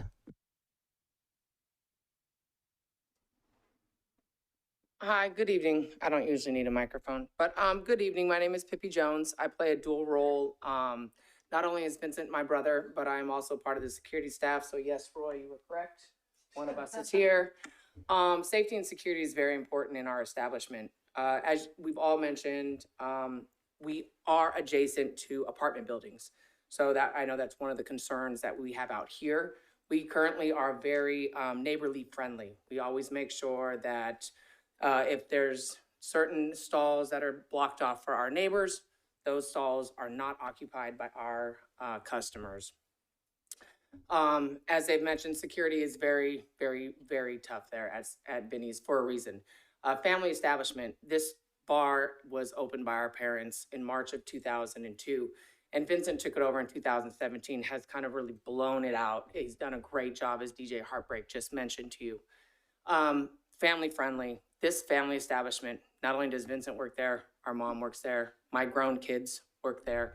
Between Vincent and I together, we have 9 children. We do a lot of family friendly events. But there are days when we don't want to have kids around, right? As I think that's also being mentioned here as well too. So I think that obviously not only am I in support of it because it's family, but I am in support of it because I think it's a great opportunity for Brentwood and downtown Brentwood to have, and we hope to see you guys shortly. Thank you.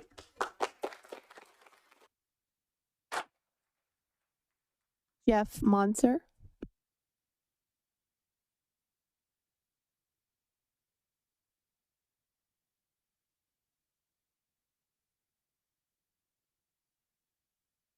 Hello, my name is Jeff Monser. I'm the current owner of the Brentwood Emporium, and I'm here in support of Vinny and everything that he has coming into Brentwood. I'm a longtime Brentwood, resident.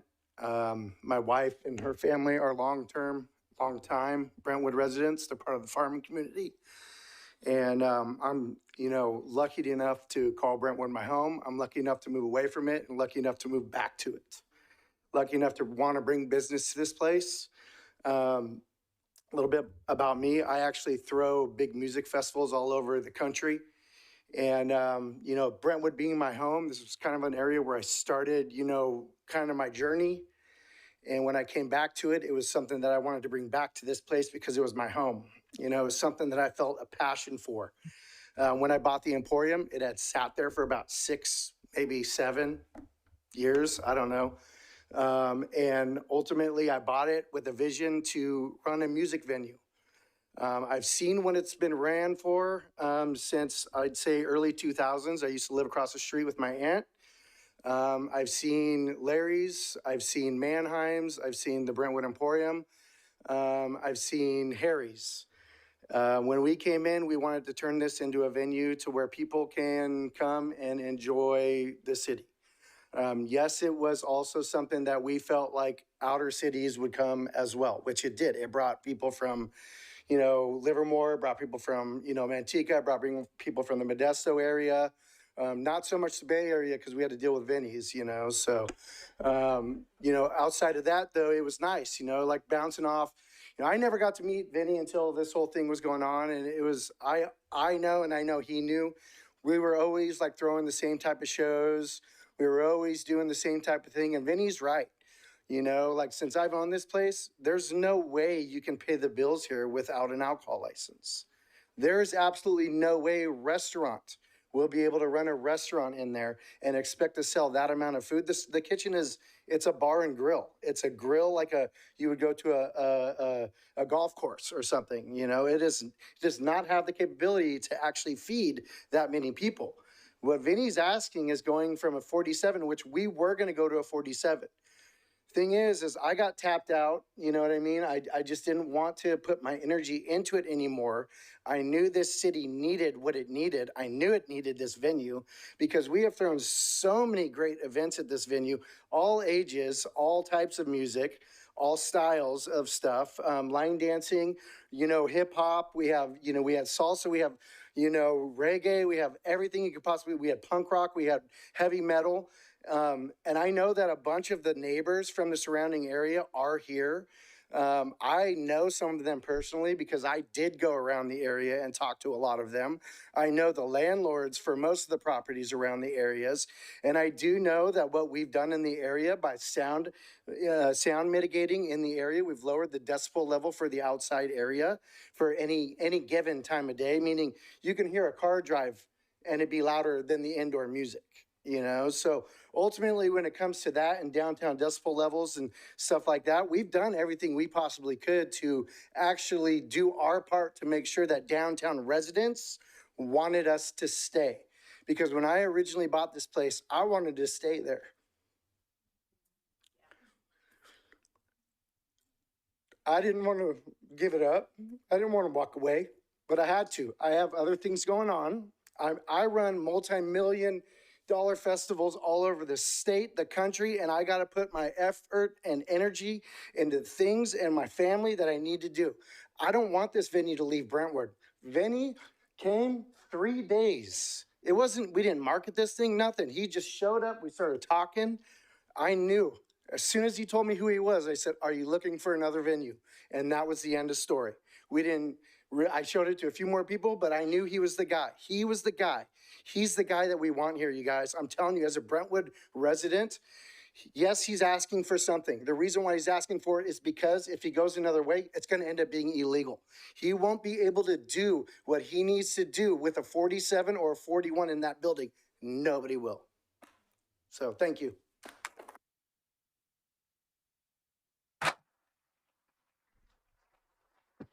Maria Garcia. Maria Garcia.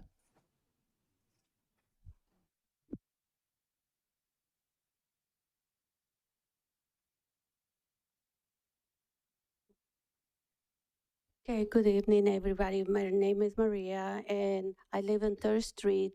In 1980, started living here in Brentwood, and the Emporio was at the time a supermarket, and it was very good to walk to the supermarket. Later on, there have been changes as time goes by, and I've been very happy to live in this neighborhood for 40 plus years.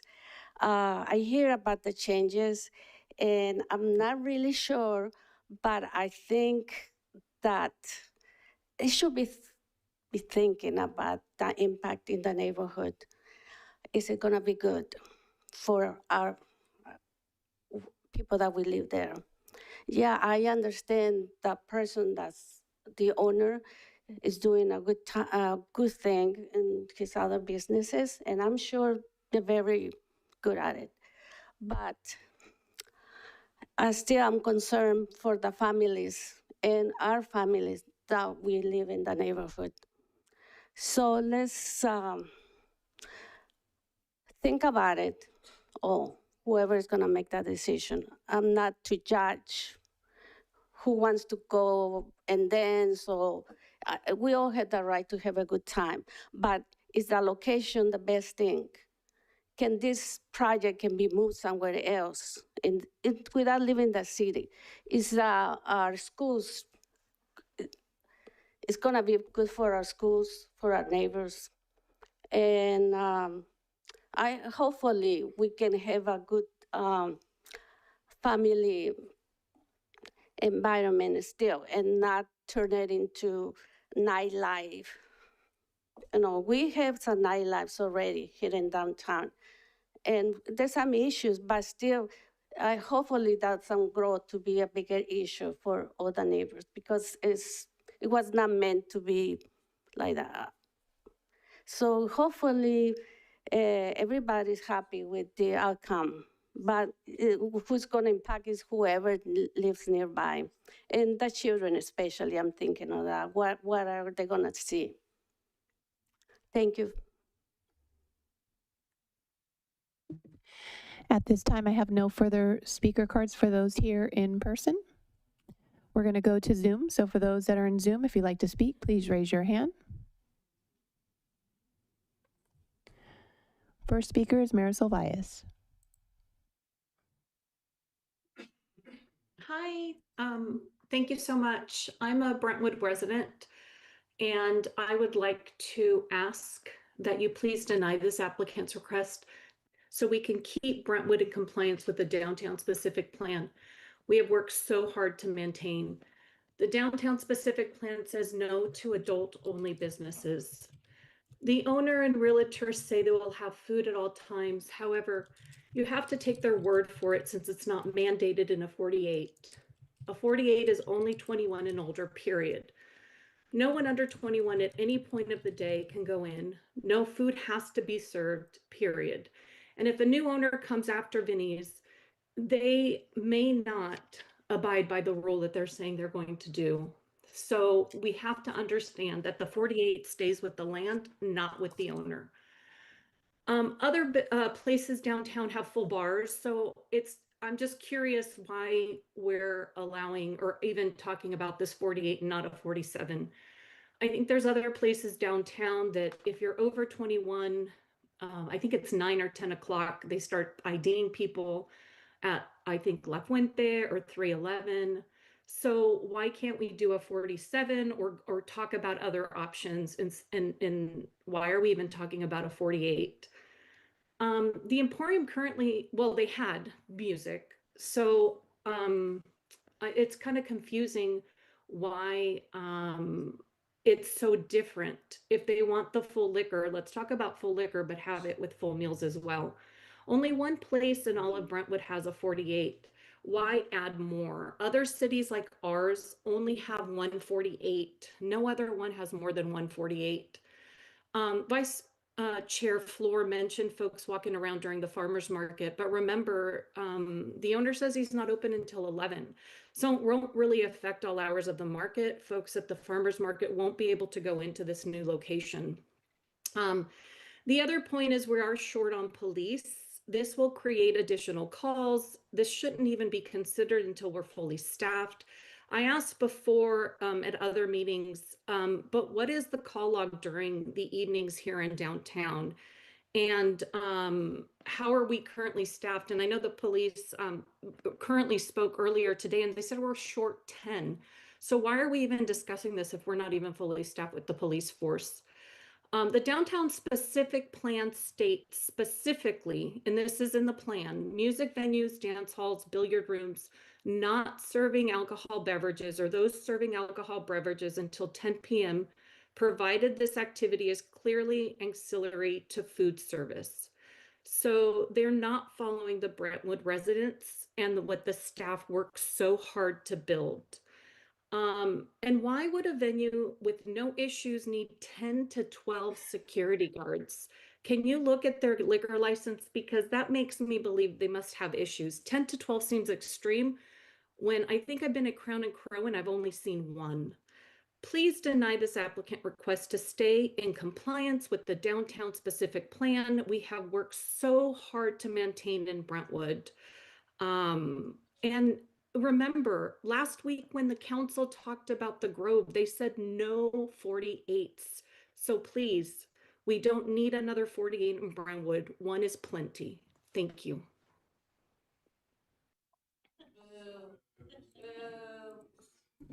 I'd ask the chamber to maintain decorum. At this time, we have no other speakers in Zoom.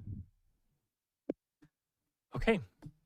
Motion, I'll entertain a motion. Through the chair, it looks like we have one more speaker. Sorry.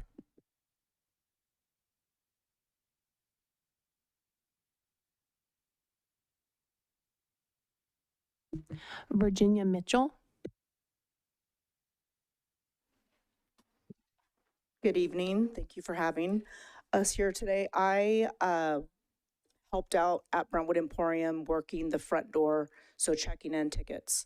I can tell I've been in Brentwood since the 70s. My grandparents prior to that lived downtown. I have family members that live right across the street from Brentwood Emporium, right down the street on 1st, on 2nd, on 3rd. I have multiple real estate friends here. I'm in real estate. I'm a real estate broker here. I have multiple real estate friends that live downtown as well.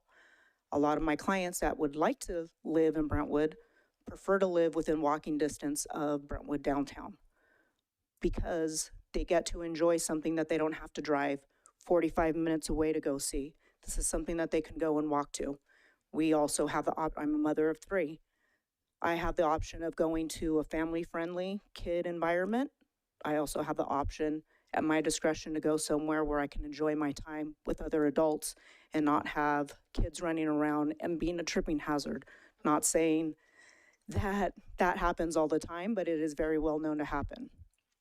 Checking tickets at the door gave me an opportunity to meet plenty of people that were here, not only residents of Brentwood, residents of East Contra Costa County and surrounding areas.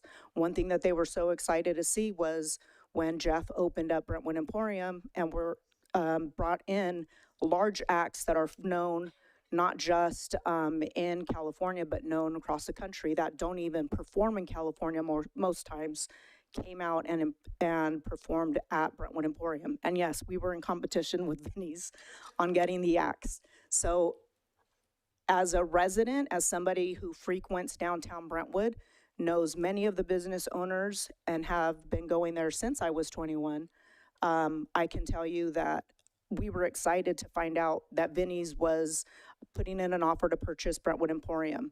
This family has a very successful business in Concord, downtown as well, right across the street from Todos Santos Park. I've been going there, I've gone there before in the last 15, 20 years. I've never witnessed a fight. However, what I'm going to say is we were excited to know that somebody that had that experience was coming in, going to purchase Brentwood Emporium and was possibly going to keep live music here. So there isn't anything new that we would be dealing with when Vinnie's comes in to Brentwood downtown. It's already stuff that we deal with now. You already have people playing music, live music in different venues that are downtown or at businesses. And I think that overall, what I've been hearing from my friends, my family, my clients, are that they're excited for Vinnie's to come in and they would like to keep that downtown environment going on with the live music instead of having to drive 45 minutes away. They want to be somewhere where they can walk, take an Uber, or be somewhere nearby home within 10 or 15 minutes they're home. Thank you.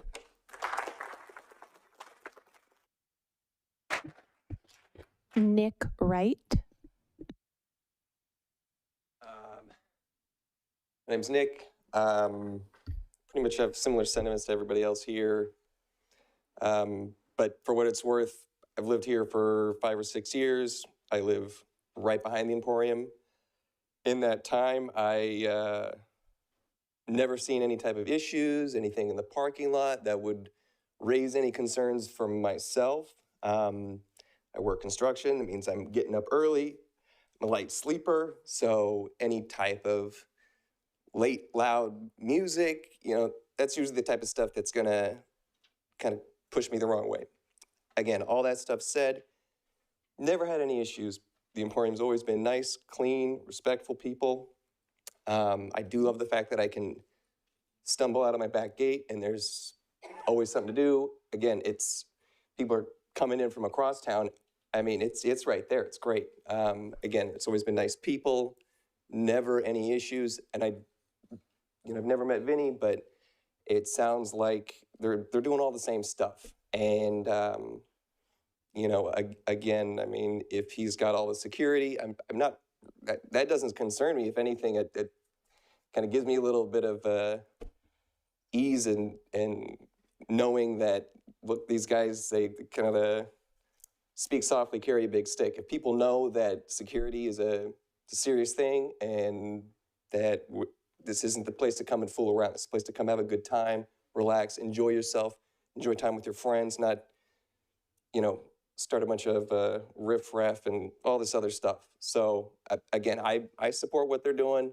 The downtown area needs some sort of activity. I mean, there's empty lots all over the place and nothing's going on. I've been here for 6 years, and again, you would think that you'd just be itching to develop this stuff and get more bodies down here in any capacity. You know, if it's only kids, you know, if they don't want kids in there, that kids are kids. I mean, you can have it like right now. I mean, kids are going to be drinking out in the parking lot or doing something like that. If you have a venue where it's adults only, it kind of cuts that aspect out of it, where you don't have kids there for an underage event trying to, you know, do some drinking in the park. Kids are kids. They're going to do that type of stuff. But if that's not even, you know, on the table, I think the idea of having an adults only place is not crazy. Again, there's a lot of people that are raising their families here. It is nice to go someplace where there's not jabbering kids running all over the place, especially if, again, I've worked a long day. I just want to sit down, relax, have a drink of any kind. And I think when people are hearing liquor license, they're thinking of just pouring bottles. I think it's more of just like a, you know, martini or your Cosmo or something like that. I mean, this is thin little dainty glasses. I don't imagine people just getting completely out of control. Again, especially if there's already this base built in where they've got security, they've got people keeping an eye out, being responsible. Anyway, that was my 2 cents there. Thank you.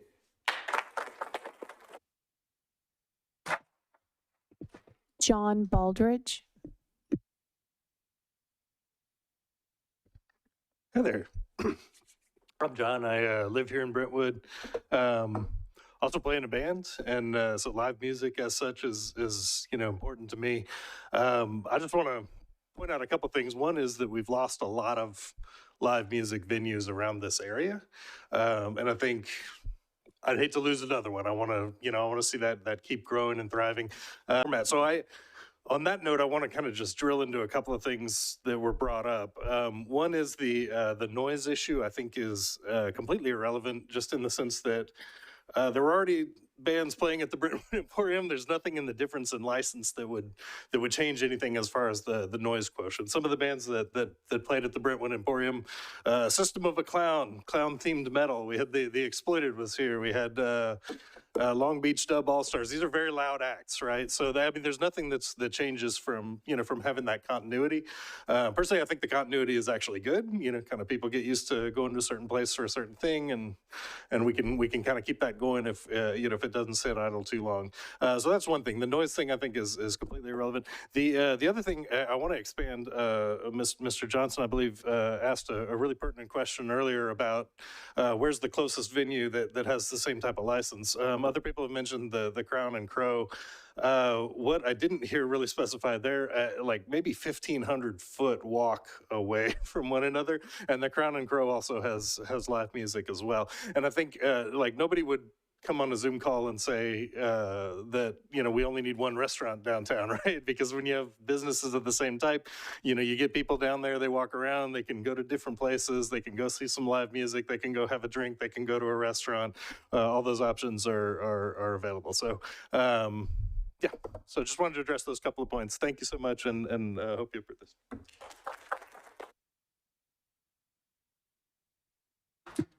Rhonda?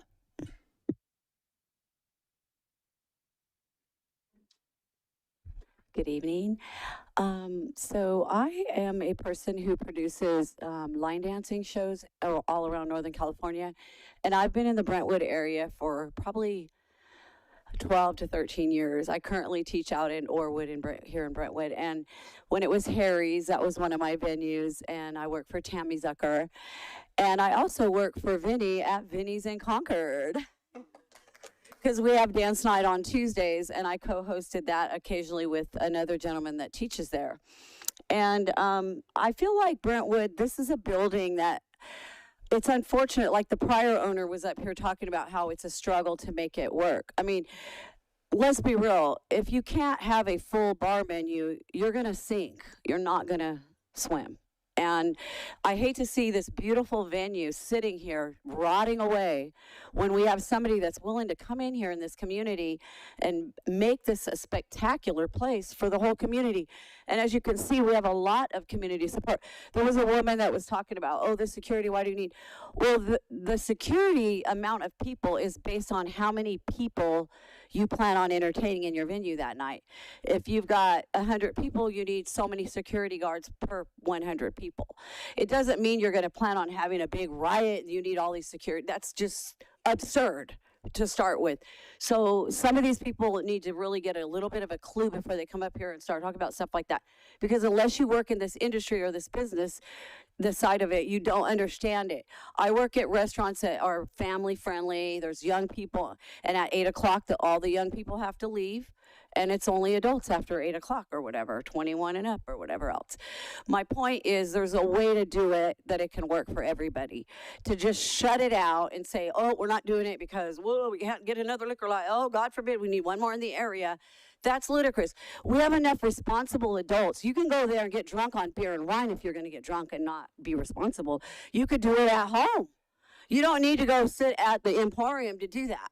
And the liquor license, in my opinion, that is something that you're going to give, cops are going to give DUIs depending on no matter where somebody walks out of. If somebody decides they're going to go into an establishment and get drunk and drive their car, it doesn't matter if it's the Emporium or another bar. My point is, I've worked for Vinny at Vinny's in Concord, and let me tell you, he runs a top-notch establishment. I've never had an issue in there.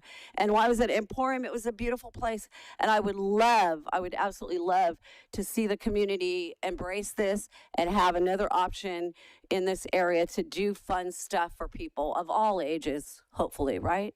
So thank you guys for your time, and I hope you guys really give this serious consideration. Otherwise, in my opinion, the building's gonna sit there and nothing's gonna happen. It's just gonna sit there, and it's a waste, a complete waste. Thank you.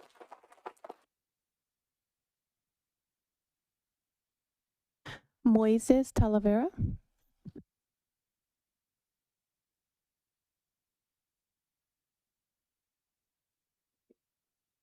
So I guess the point's already been made that we kind of want this place. We really want this place, right? Yeah, right? And we all come together. We've known each other. I know a lot of these people from being downtown. And I want to ask the council, do you guys go downtown? Because it doesn't seem, I don't know if you guys know where the location's at or even just the vibes downtown. Because it seems it's a tight community, you know? Like, we don't get along sometimes, but it's still a tight community. Like, we all came together and we're all still here for it. I think it's crazy that we complain about like the kids and the farmer's market thing, but when I have more complaints about the farmer's market than I do about anything else downtown, you know, kind of messy, leave a mess, and people park in your house. I'm one of the also natives. Sorry, I'm a little nervous too. I'm also the natives that lives here in one of the alleyways. You know, I've been here since I was 16. I'm now a 36-year-old man, you know, and Jeff's a great person, you know, him and his whole family, and so is Vin. That's all I got to say.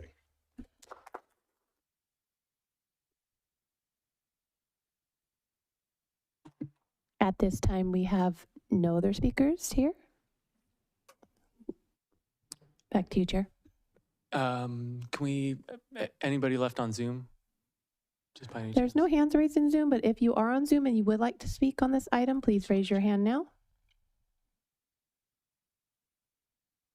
No hands raised in Zoom. Thank you, April. Look for a motion to close public hearing. So moved. Second. Roll call vote. Commissioner Roberts? Aye. Commissioner Johnson? Aye. Commissioner Jones? Aye. Vice Chair Floor? Aye. Chairperson Brand? Aye. Motion carries. You looking for a bio break? Okay. Okay, I think what we're going to do is take a short recess. We've got to use little boy's room, so we'll be right back. Thank you.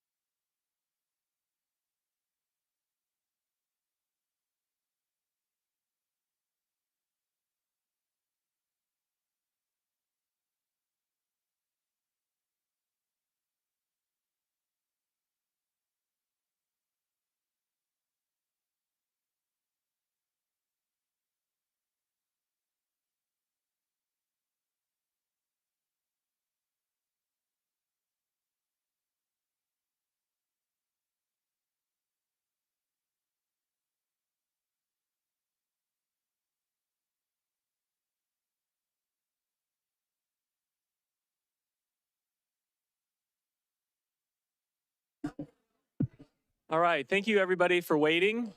We're gonna get started again.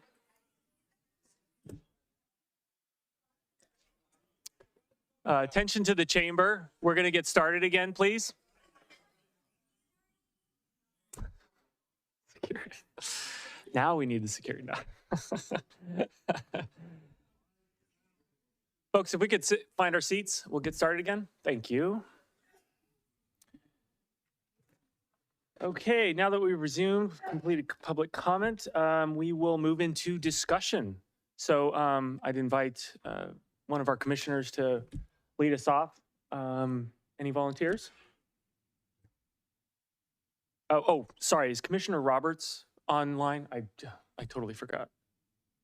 Yes, I'm online. Why don't you give us your thoughts? If I may, I would like to. Yeah. Wonderful. So, you know, I listened attentively and intentionally to every speaker. And my takeaway is this. I think it's fantastic to have something that doesn't have us on the road driving for entertainment. But I'm also mindful that these things are already there. Everyone that spoke about line dancing and music. It's already there. The only thing that we're addressing right now is a liquor license. And for the life of me, and you know, I've looked up the statistics. Anytime you start serving hard liquor to a crowd of 600, and I think someone dropped that number, 600, you're going to have some issues. It might not end up in a fight, but you're going to have some issues. Going into my second thought, where are these 600 people going to park? I'm just trying to figure that one out. I think it's great to have entertainment, but we're not the Concord Pavilion, not trying to be. So, and my last thought, and which is a bigger concern, you tried to put something like that around the corner from where I live as a resident, paying a mortgage, I would absolutely have a problem with it. So most of the people that live or reside in that community where this emporium is, my bigger concern is how do you justify noise or that kind of movement of 600 people?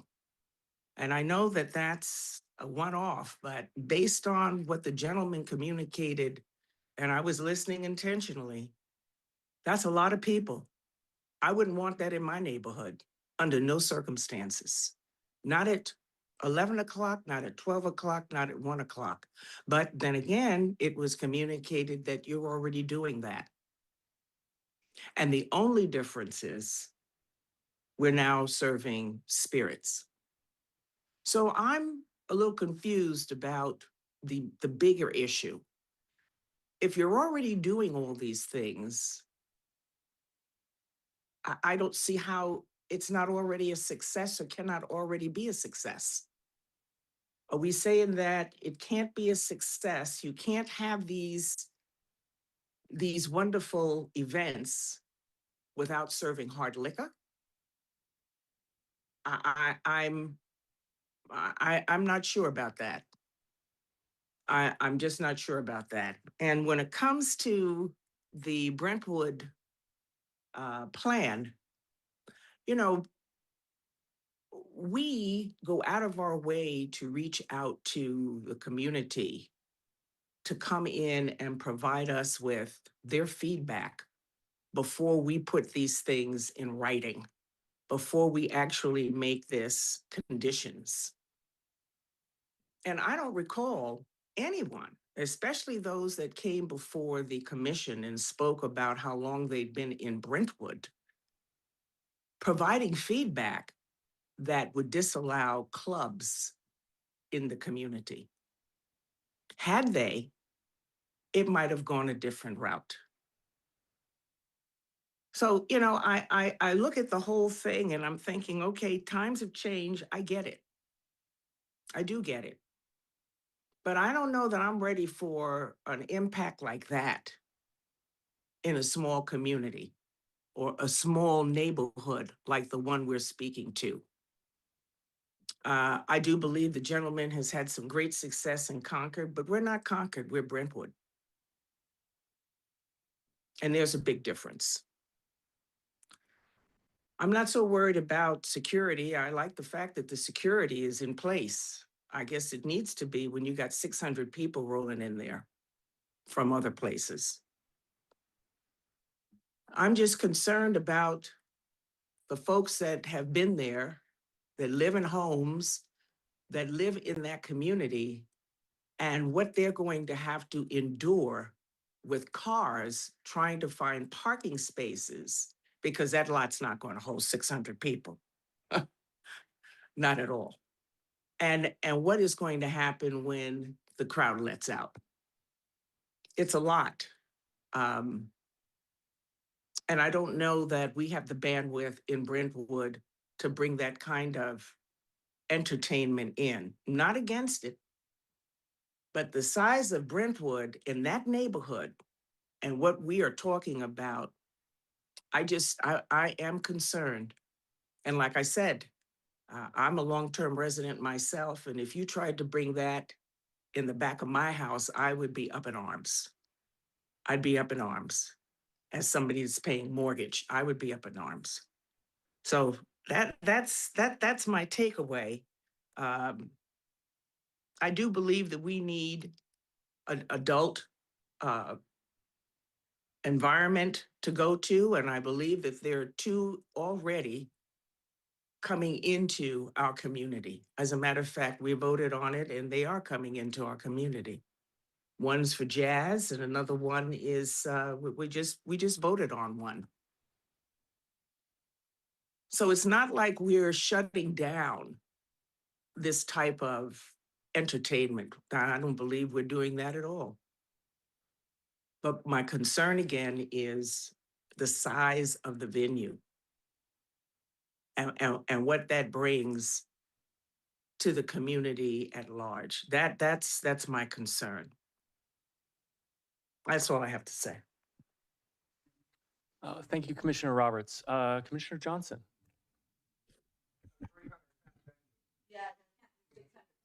Can we have order in the audience? I understand there's very strong feelings tonight. Part of this process is that we have to maintain a level of decorum so everyone gets a voice.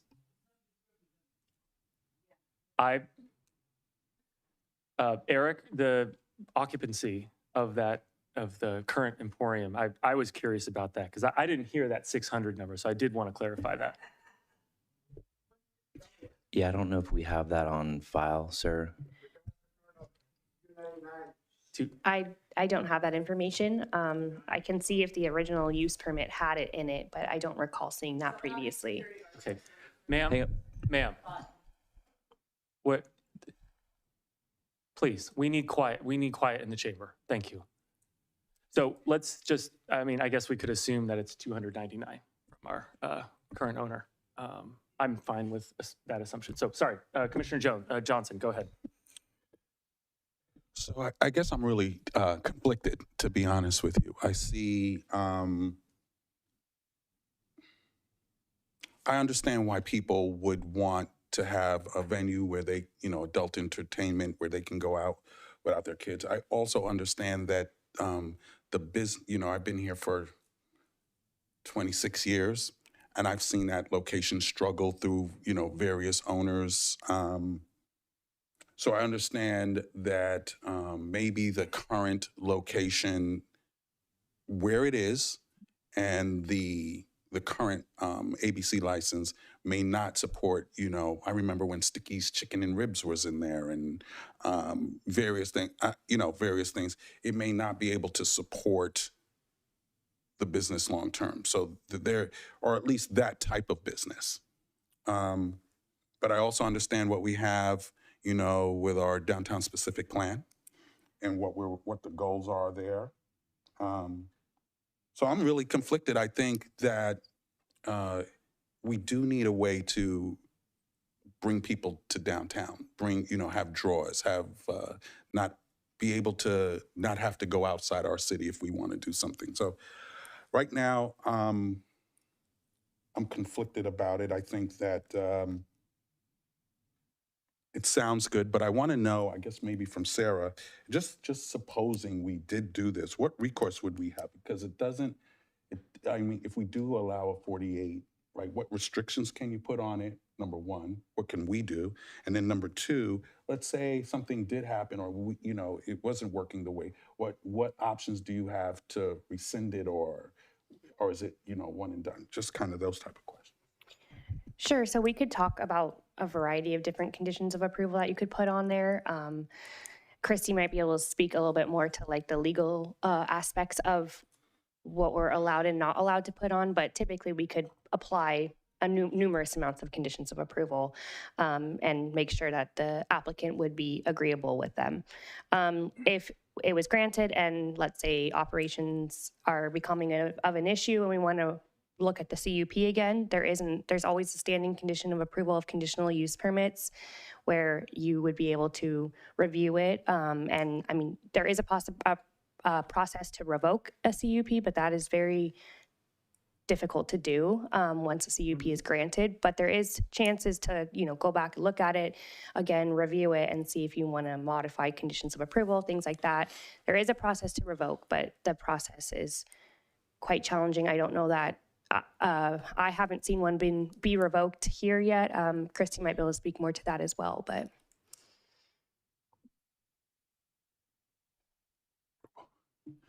If you'd like some, yes, sure. I'm happy to speak to the use permit revocation process. So generally, when a use permit is, when an applicant is violating the terms of the use permit, staff will go through the code enforcement process and, following notice of hearing, the applicant would return to the planning commission and the planning commission would have a full hearing on whether, revocation is appropriate for the violations. Usually it's a repeated violation basis that would bring it that far.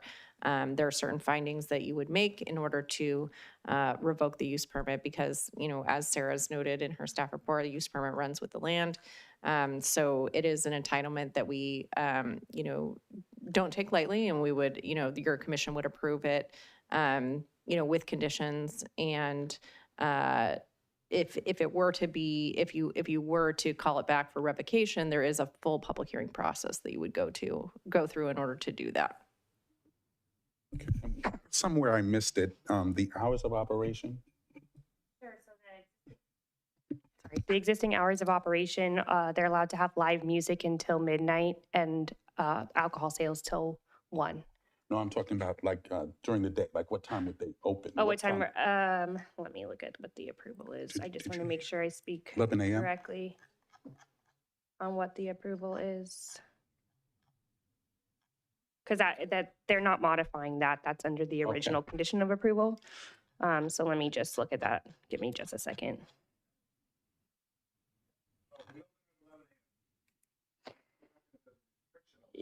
Yeah, so the condition of approval on the CUP is 9 a.m. to 1 a.m. Okay. Thank you. Mm-hmm. Commissioner Jones. Yeah, thank you. I want to start by just, of course, thanking the applicant, everyone who submitted comments. I read every single one of them, and just everyone who spoke tonight, both in person and via Zoom. I've spent a lot of time on this one, reviewing the staff report, the downtown specific plan, the applicant's materials, the public comments. And like Commissioner Johnson, honestly, I've gone back and forth on this one quite a bit. I understand why people are excited about the proposal. I understand the applicant's vision, and I appreciate the investment that they're looking to make in downtown Brentwood. But at the end of the day, this is a land use decision item, right? And the question that I'm looking to answer tonight isn't, whether people would enjoy this business. They would. It's whether I can make the findings required for approval of an established operation with a type 4.8 license. And, after reviewing everything, where I'm coming back to with the same issue is the location. The property sits like right at the edge of the downtown commercial district, and it's adjacent to homes. It's basically the entry point into a residential neighborhood. Now, the previous operation, right, functioned under the Type 4.1 license, which is essentially defined as, food being the primary use, alcohol being secondary. So what we're looking at tonight, despite I know everything that we're hearing, it's very different as in terms of how this business could choose to operate.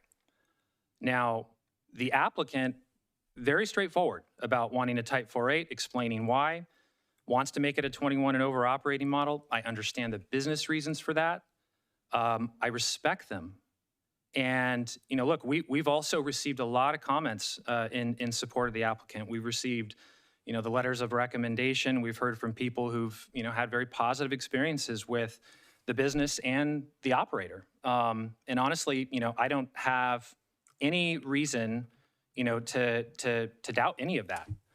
By all accounts, I would say, the applicant appears to be a very respected business owner with a loyal customer base. And so I commend him for that. But again, that's not really the question that I'm being asked to answer tonight. The question for me is whether people, isn't whether people like the business or whether the operator is a good person. Obviously is. The question isn't whether the concept necessarily has supporters. You're here. The question is whether I can make the findings for a Type 4.8 license at this specific location. And so that's where my analysis, as I've been listening to everything tonight, is really staying focused on. I've also heard the applicant say that he intends to, keep operating hours very similar to what has historically occurred at this location. I appreciate that. But one of the challenges with land use decisions is that we're not approving an individual promise from a specific applicant. We're approving an entitlement that stays with the property. That's right. Operators can change, ownership can change, business models can change, and what we're evaluating tonight isn't just what this applicant intends to do today, we're evaluating what this property would be entitled to do in the future. And that's another reason why I keep coming back to compatibility and location. Now, I also spent time reviewing the applicant's operational and security plans, and it's obvious a good amount of thought has gone into them, and I appreciate the transparency, the clarity of how he's looking to run his business. But again, for me, the operations slash security and then land use compatibility, I think two very different questions, because having a good security plan can help manage issues when they occur. It can help respond to problems. But what it can't do is create that buffer that's between this building and then the neighborhood and the homes that are right by it. And one thing in the packet that did stand out to me is the letter from the Concord Police Department. And it acknowledged, like many nightlife-oriented venues, right, 21 and over, there were some issues that required attention, needed some police response, and that doesn't reflect poorly on the applicant. In fact, I think the letter validates and speaks well of how those situations were handled. It specifically says that the operator was professional and cooperative in addressing the issues that occurred. But for me, what it does reinforce is that even well-run 21 and over nightlife-oriented venues are going to generate some impacts from time to time, and they're going to require ongoing management, and they might require police resources. And I think that's all the more reason why location for an operation like this matters. I do think it's worth noting, there was a little bit of discussion on this earlier, that just last week our council wrestled with a very similar distinction during its review of the Grove project. They approved the project, but they did remove the standalone bar component while retaining the restaurant-oriented alcohol service licenses. So there's a precedent there. And that's something we could ultimately end up going against if we chose to move forward with this tonight. I think the other piece is just going back to the downtown specific plan. The plan absolutely supports activity, restaurants, entertainment, a vibrant, downtown, but it also talks about compatibility. And when I look at this site, where I'm struggling is that separation or buffering that I would want to see for a type 4-8, 21 and over bar nightclub that's directly adjacent to homes and is essentially the entry point into a residential neighborhood. And on that note too, I don't want to lose sight of the people who live, around this area. I know there's both sides of folks that are saying it's fine, but I also think there are those that might have some issue with this, and we have to listen to them. A lot of tonight's discussion, I think, is understandably focused on, what this project could bring to downtown. And I think everything that's been brought up tonight is valid considerations. But there are people that live in that area every day. And, they're the ones who are going to experience the long-term impacts of, whatever it is, we end up doing tonight.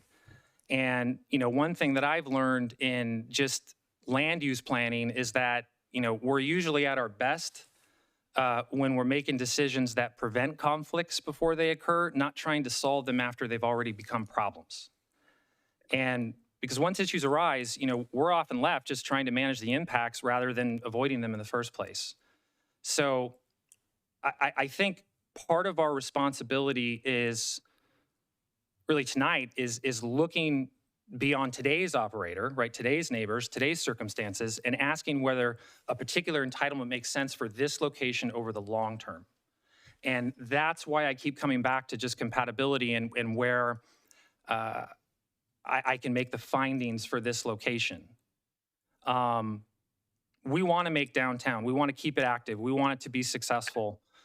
We want it to remain compatible with the neighborhoods that have existed alongside it for generations. That's part of our responsibility as planning commissioners. And so for me, that's really what this comes down to. It's not about whether I think the business could be successful.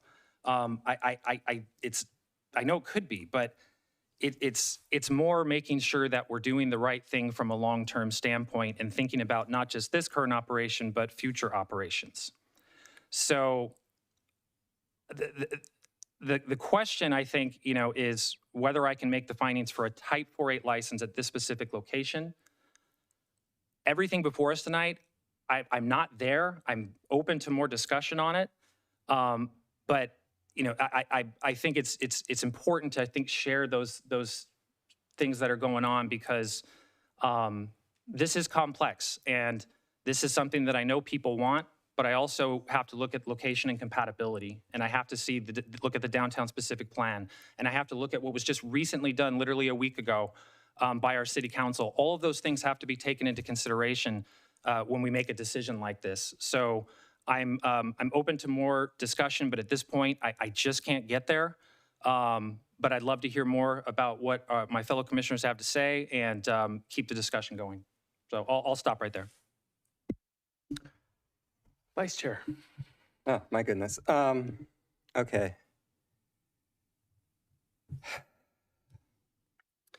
So I've seen a lot of people come in here tonight and advocate for this business.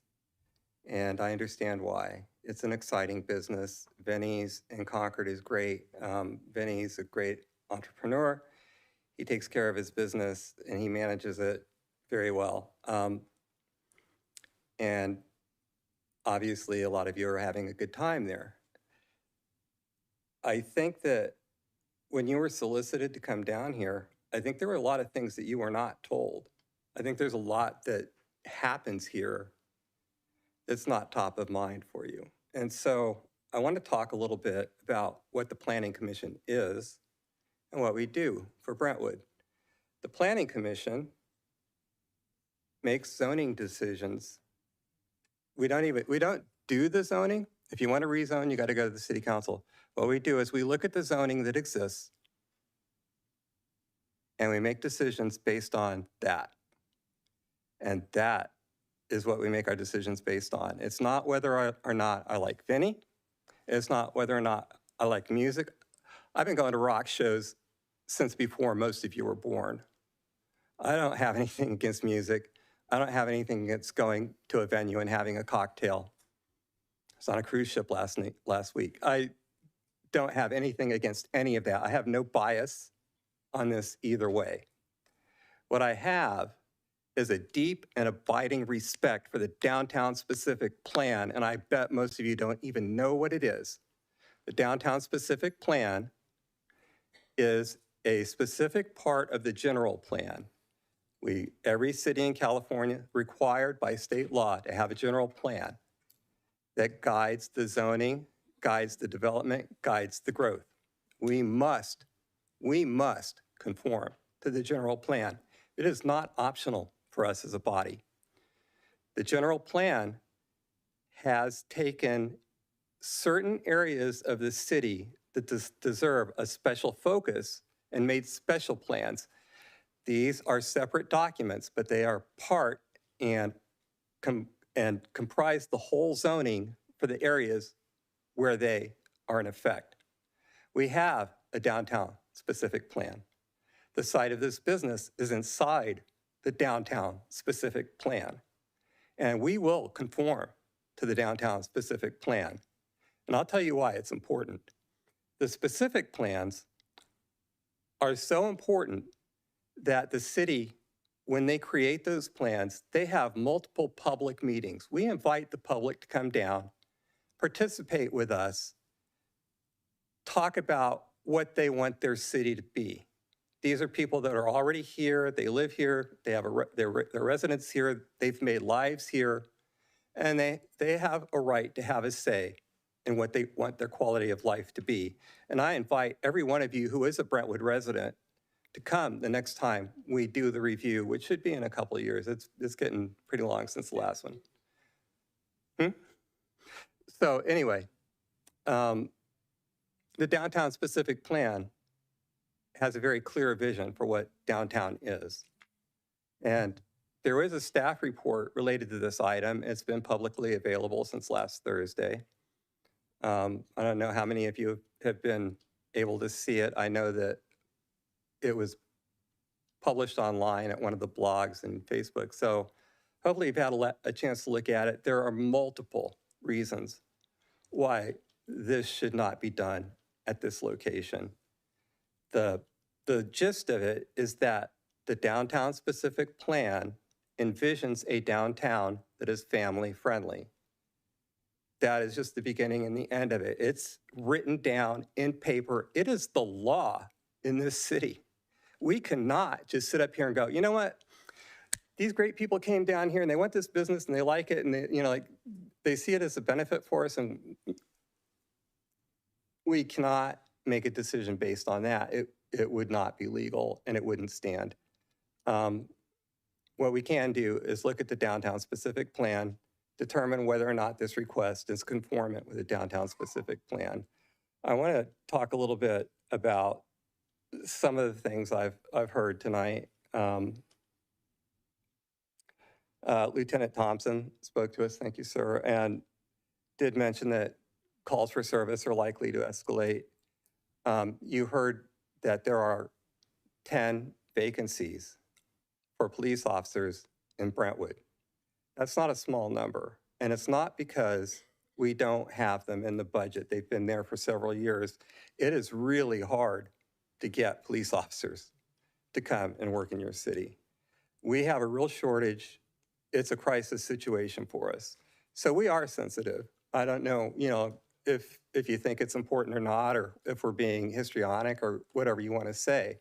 We are sensitive to anything coming into our community that's going to put stress on our police department. We love our police here in Brentwood, and we don't want to put them through anything more than what they're already dealing with. So it is an important consideration, and I've heard it mocked tonight, and I think you just don't know what you're mocking. You don't know how serious the situation is for our police department.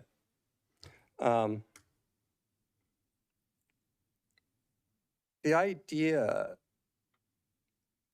that you just need to sell cocktails to make a music venue work, and I think I understand really what they need is to not have a requirement to sell 51% of their revenue as food to make that business work. And I hear that, and I think that everything else is just noise, basically trying to defend a position.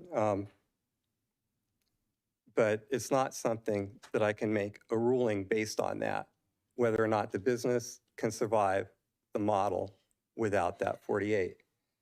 I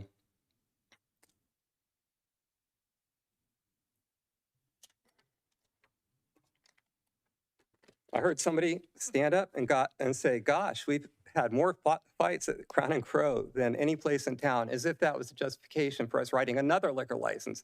Crown and Crow is the only place in town that has one. So I have no idea what that was about.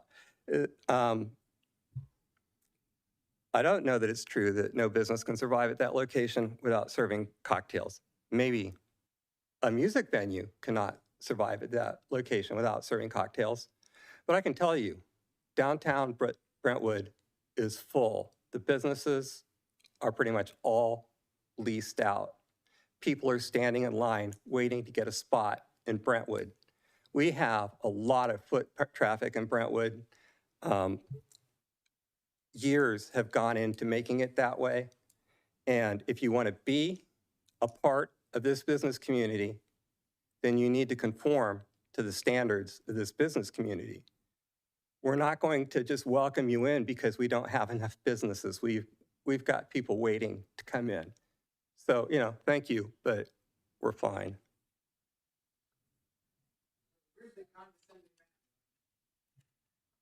I'm going to keep going. Resident asked, can this project be moved to another place in the city? And that's a reasonable question. If you look at the location, First Street is a two-way street. All the side streets, everything other than Brentwood Boulevard, downtown is pretty much just, two directions.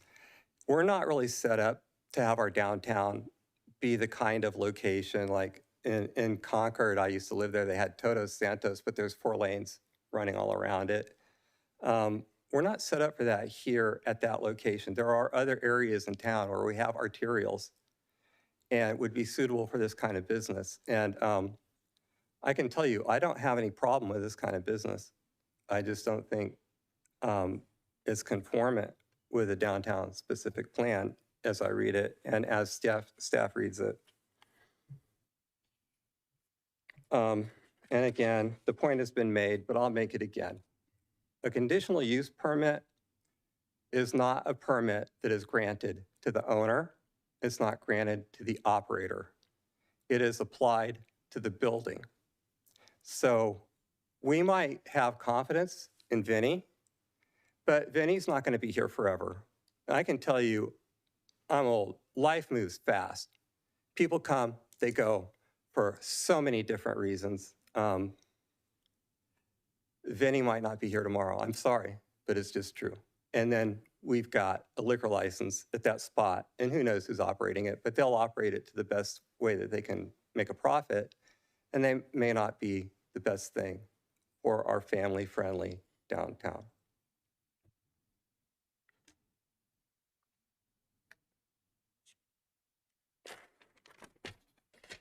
I think that's enough to what I want to say, but I hope I've given people something to think about besides just wanting the business, just wanting to have a place to go party. I get it. I like to go have fun. But this is probably not the spot, and unless I can be swayed otherwise by my fellow commissioners, I'm kind of there. And I'm prepared to make a motion at any time. Thank you, Rod. Yeah, there's been a lot said here. I do appreciate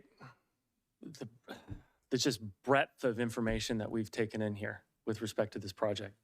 I mean, like Commissioner Jones, I read every single email, and I've summarized them here. Just all of these things that this audience wants, the community wants. More adult nightlife, entertainment. Vinny's got this fantastic reputation of ownership and operation of this facility in Concord. Supposed economic benefits, as well as something I'm passionate about, is a support for the arts. Everybody's art looks a little bit differently, and it's important that there's a venue for that art to be expressed. I know a few commenters had brought that up as well. I think it was like my count, apologies, is about 250 in support, and then maybe 40 something against. So overwhelming support. And the thing that really stood out to me was that, Eric, remind me again, it's 1,000 feet for the cup mailer that was sent out around the Emporium? It's a radius from the property, correct? 1,000 feet. As the crow flies, right? Yeah. Yeah. So all of those folks had the opportunity to bring it, and actually very few did. Very few were willing to write in about it, and that's unusual for us, really and truly.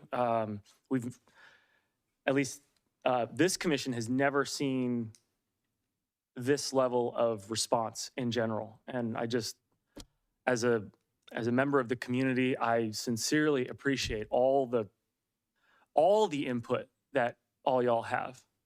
I know some people we all have different needs. And the fact that y'all got to express it in a way, I'm doing my absolute best to hear every single one of you so that I understand it. Let's see. I think I wanted to understand the Type 48 permit and how it's different from the Type 41. I looked at, there's way more Type 41s than there are Type 48s.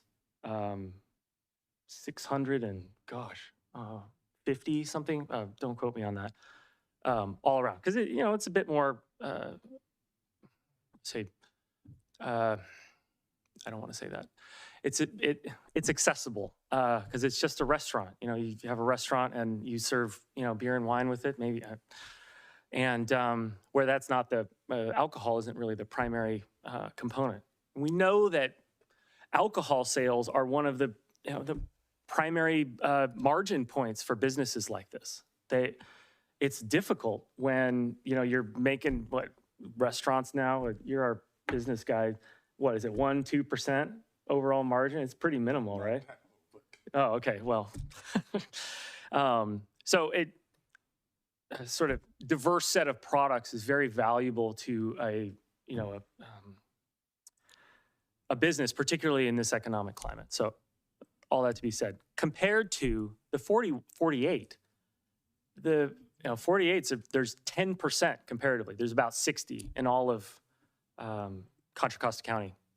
And one of the things I noticed about all of them is that a lot of them are just essentially in transportation corridors. And there's a lot of proximity to high population areas. There's a variety of, how to say it, I will say the demand for use is much less than, say, a 41. So in a sense, I would almost call it like in this instance, for a project like this, not this project specifically, but a project like this, it's very unique comparatively. I did really want to comment to the public about kind of one of the big things. I wrote a whole bunch of stuff down here. One of the questions I get all the time is like, we need more adult things to do in Brentwood. I mean, like, I have 4 kids. I like to get, do something else other than watch my 4 kids. It's a lot of work. And so I really wanted to share with the public that we do have a number of offerings in addition to this application. Going down the list, right? We've got Vine and Grain at the streets of Brentwood. We've got Hop Asylum off of Lone Tree. We have the Voodoo Hookah Lounge, which is, I think, off of Brentwood Boulevard. Crown and Crow, nearby. 311, just right off of Oak. Tailgaters over on Brentwood Boulevard. Cocoa Wine Company, just even a few steps beyond Crown and Crow. Hookah Nights, that's actually right next to Hop Asylum. The Lounge on Oak, and the Blue Iguana. These are all locations, 1, 2, 3, 4, 5, 6, 10 locations that have a 21 and older type establishment. And these are examples of places that, some of them are newer, some of them are older, but these are the types of establishments that have existed and clearly have done well because they're still here. I really heard the comments about that. It scares me that our venues are disappearing. It really does. Because with an abundance of artists and performers, you need an audience. And I know that we have further venues coming. For those local residents especially, we have the streets of Brentwood. They're going to begin to have concerts throughout the summer and subsequent months. The Brentwood Amphitheater is on its way. I think Commissioner Roberts mentioned C'est La Vie over. That's going to be jazz and R&B and all kinds of variety of artists to perform there. So Brentwood is preparing itself for what I would describe as a major growth opportunity. From what I think the young couple that was here earlier that talked about their empty nesters, and most of the town shuts down around 9 or 10 o'clock, and it's important that some of our folks still have an opportunity to go somewhere to do something, and so that variety. Sorry, I'm going through my notes here.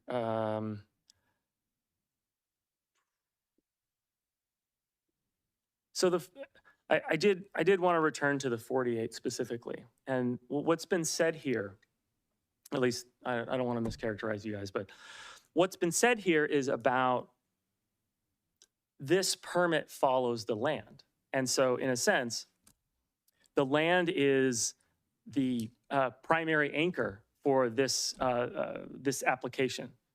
So whether it's in 1 year or 5 years, 10 years, if this business changes hands, as it seems like it is right now, that next operator, it would not cross. It would not cross any type of public oversight or public observation, because it essentially would be a part of the conditional use permit.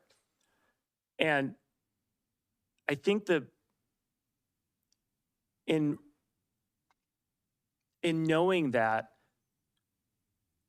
we know that essentially this is, I actually stopped by Vinny's, your establishment on Saturday. It was a Journey cover band, I think it was, and Def Leppard or something. Sorry. I was very pleased. I was greeted at the door. It was nice. I didn't go in deep because I just really wanted to get a feel for it. And big dance floor and the bar and the stage, very similar to Brentwood Emporium. I'm completely honest, very similar. So I understand why it's wow, 8,000 versus 16,000 square feet, perfect. And I went outside. I walked over to near that apartment complex while they were playing. I didn't hear anything. I found that the music inside was, and it's a brick building too. So it's I think it makes sense why. And so I can see that Vinny runs a first-class establishment in Concord. And the rights that have been given to him to operate that in Concord are different than the ones that are here. We're different cities, we're different, we're completely different entities. And so in this case, we're looking to assess what the long-term use of this has been. We've had a lot of rezones over the years that even I've lived here. I haven't lived here that long, but it's important that we remember that could effectively change hands. We have, I pardon the terrible analogy, but I have to say it. So you give a racing driver a McLaren, he's going to drive it well. He's going to know how to use every ounce and every piece of horsepower on that car. If you give that same car to a 17-year-old YouTuber, what are they going to do? They're going to wrap it around a tree because they don't know how to use it. You're taking this wonderful thing, and in the hands of this person, as in Vinny, it's amazing. And then you take it and you give it to somebody else, and then they, I don't want to comment on every 17-year-old driver, but in the sense, it's like that's an example of how something great can be, also trashed.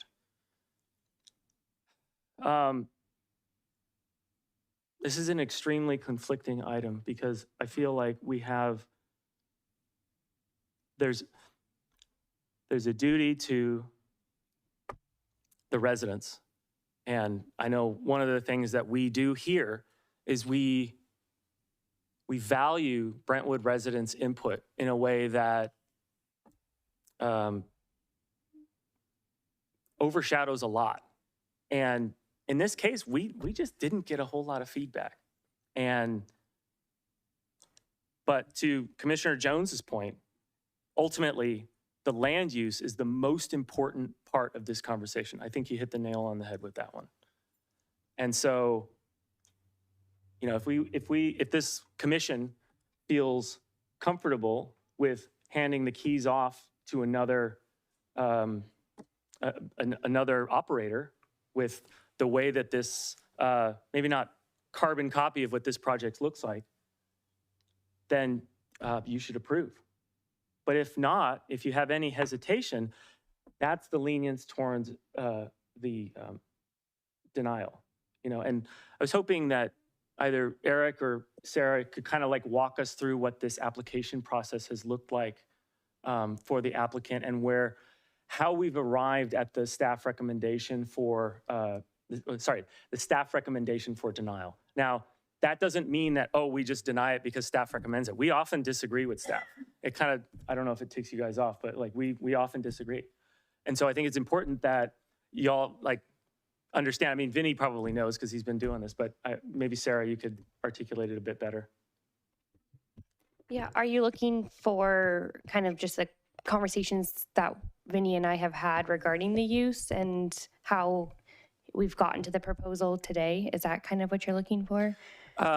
Yes, and through the process, why did staff recommend the denial of the conditional use permit? Sure, yeah. I mean, so the reasons for the recommendation of denial are based off of the specific plan and the general plan and everything that's been mentioned by the commission this evening. The staff report had a chart that had multiple different areas where the project was not found to be consistent. And because the project was not able to be found consistent with the specific plan and the general plan, where we weren't able to make the findings in order to approve the project. And so if the direction were to be to try to approve the project, we would need to make those findings as to how we would be approving this and how we would be upholding the specific plan and the general plan. So I hope that kind of helps. But right now, we haven't been able to make those findings. And if the commission can do that this evening, then there might be a way we can get to a different outcome. But we weren't able to find one this way. Oh, thank you. Thank you. That's enough for me. Any other comments, rebuttals, questions? I don't know. Yeah, I would just. Sorry. I'm sorry. I'd like to, if there's anybody on the commission that's leaning towards approving the 48, I'd like to hear what findings you could make that would make this be conformant with the downtown specific plan, or consistent, I think is the word, in the face of all of the assertions that are made in the staff report, I'm having trouble finding, any way that I could make a finding. I was just going to say, I real conflicted about this. The downtown specific plan is specific. They've outlined all of the reasons why it should be denied. And at the same time, I'm like, I wish we could have a business venue like this in Brentwood. So, that's the source of the conflict. But there, I don't know who said it. We spent a great deal of time, working on a downtown specific plan and coming up with a vision for what we want it to be.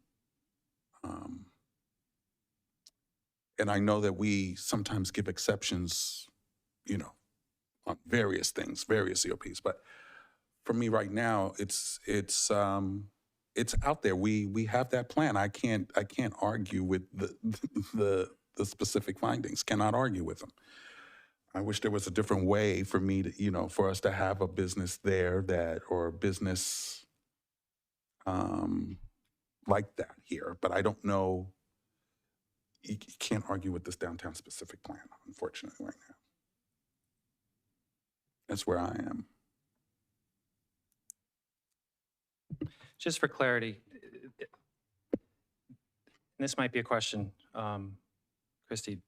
Is there any scenario where a cup does not follow the land? But it could follow the applicant only? No. Okay, thank you.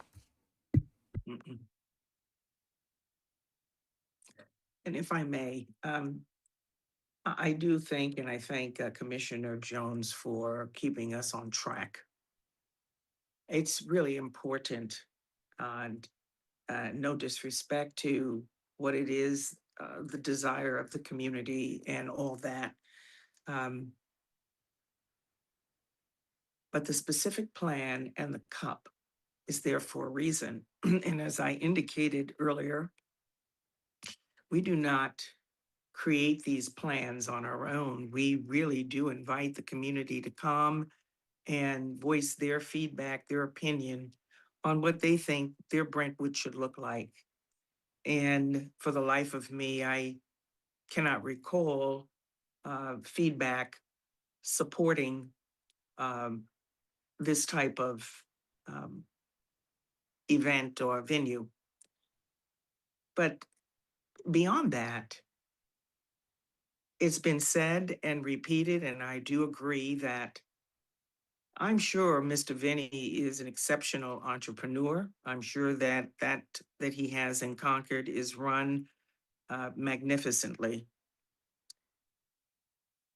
But we have no assurances if we were to make an exception in this cup of the person that comes behind Mr. Vinny.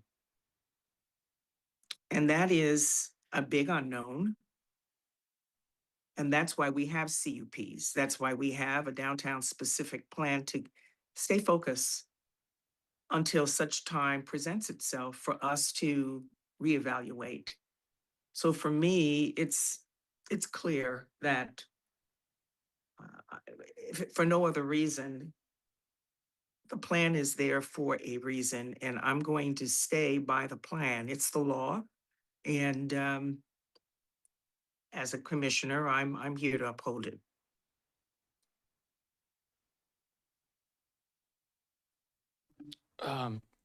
Thank you, Commissioner Roberts. I believe that Vice Chair Flores had an intent to make a motion. I do.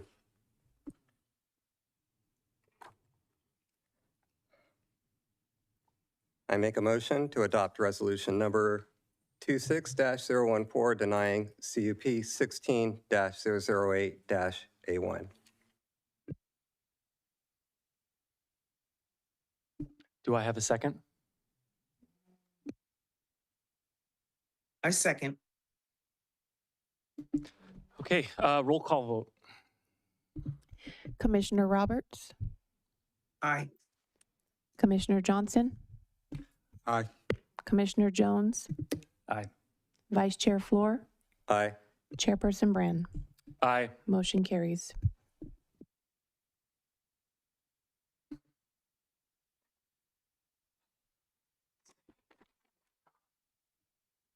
All right.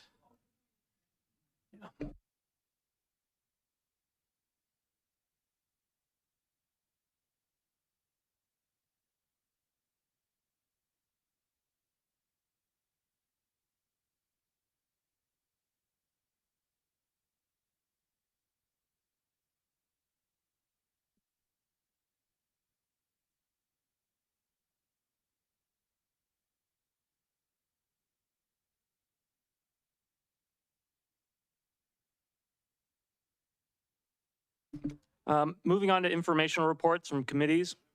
Commissioner Johnson, transplant. Meeting was canceled. Design review. We did not meet. And land use, we did not meet either. Municipal code review. Is that you, Commissioner Jones? No meeting. No meeting, Yeah. okay. Just confirming, okay. Moving on to future agenda items. Any new requests for this commission? No, seeing none? Moving on, the next regular Planning Commission meeting is scheduled for July 7th, 2026 at 7 p.m. and will be at the City of Brentwood Council Chambers located at 150 City Parkway. Do I have a motion to adjourn? So moved. Second? Moved. Roll call vote? Commissioner Roberts, Aye. Commissioner Johnson, Aye. Commissioner Jones, Aye. Vice Chair Floor, Aye. Chairperson Brand. Aye. Motion carries.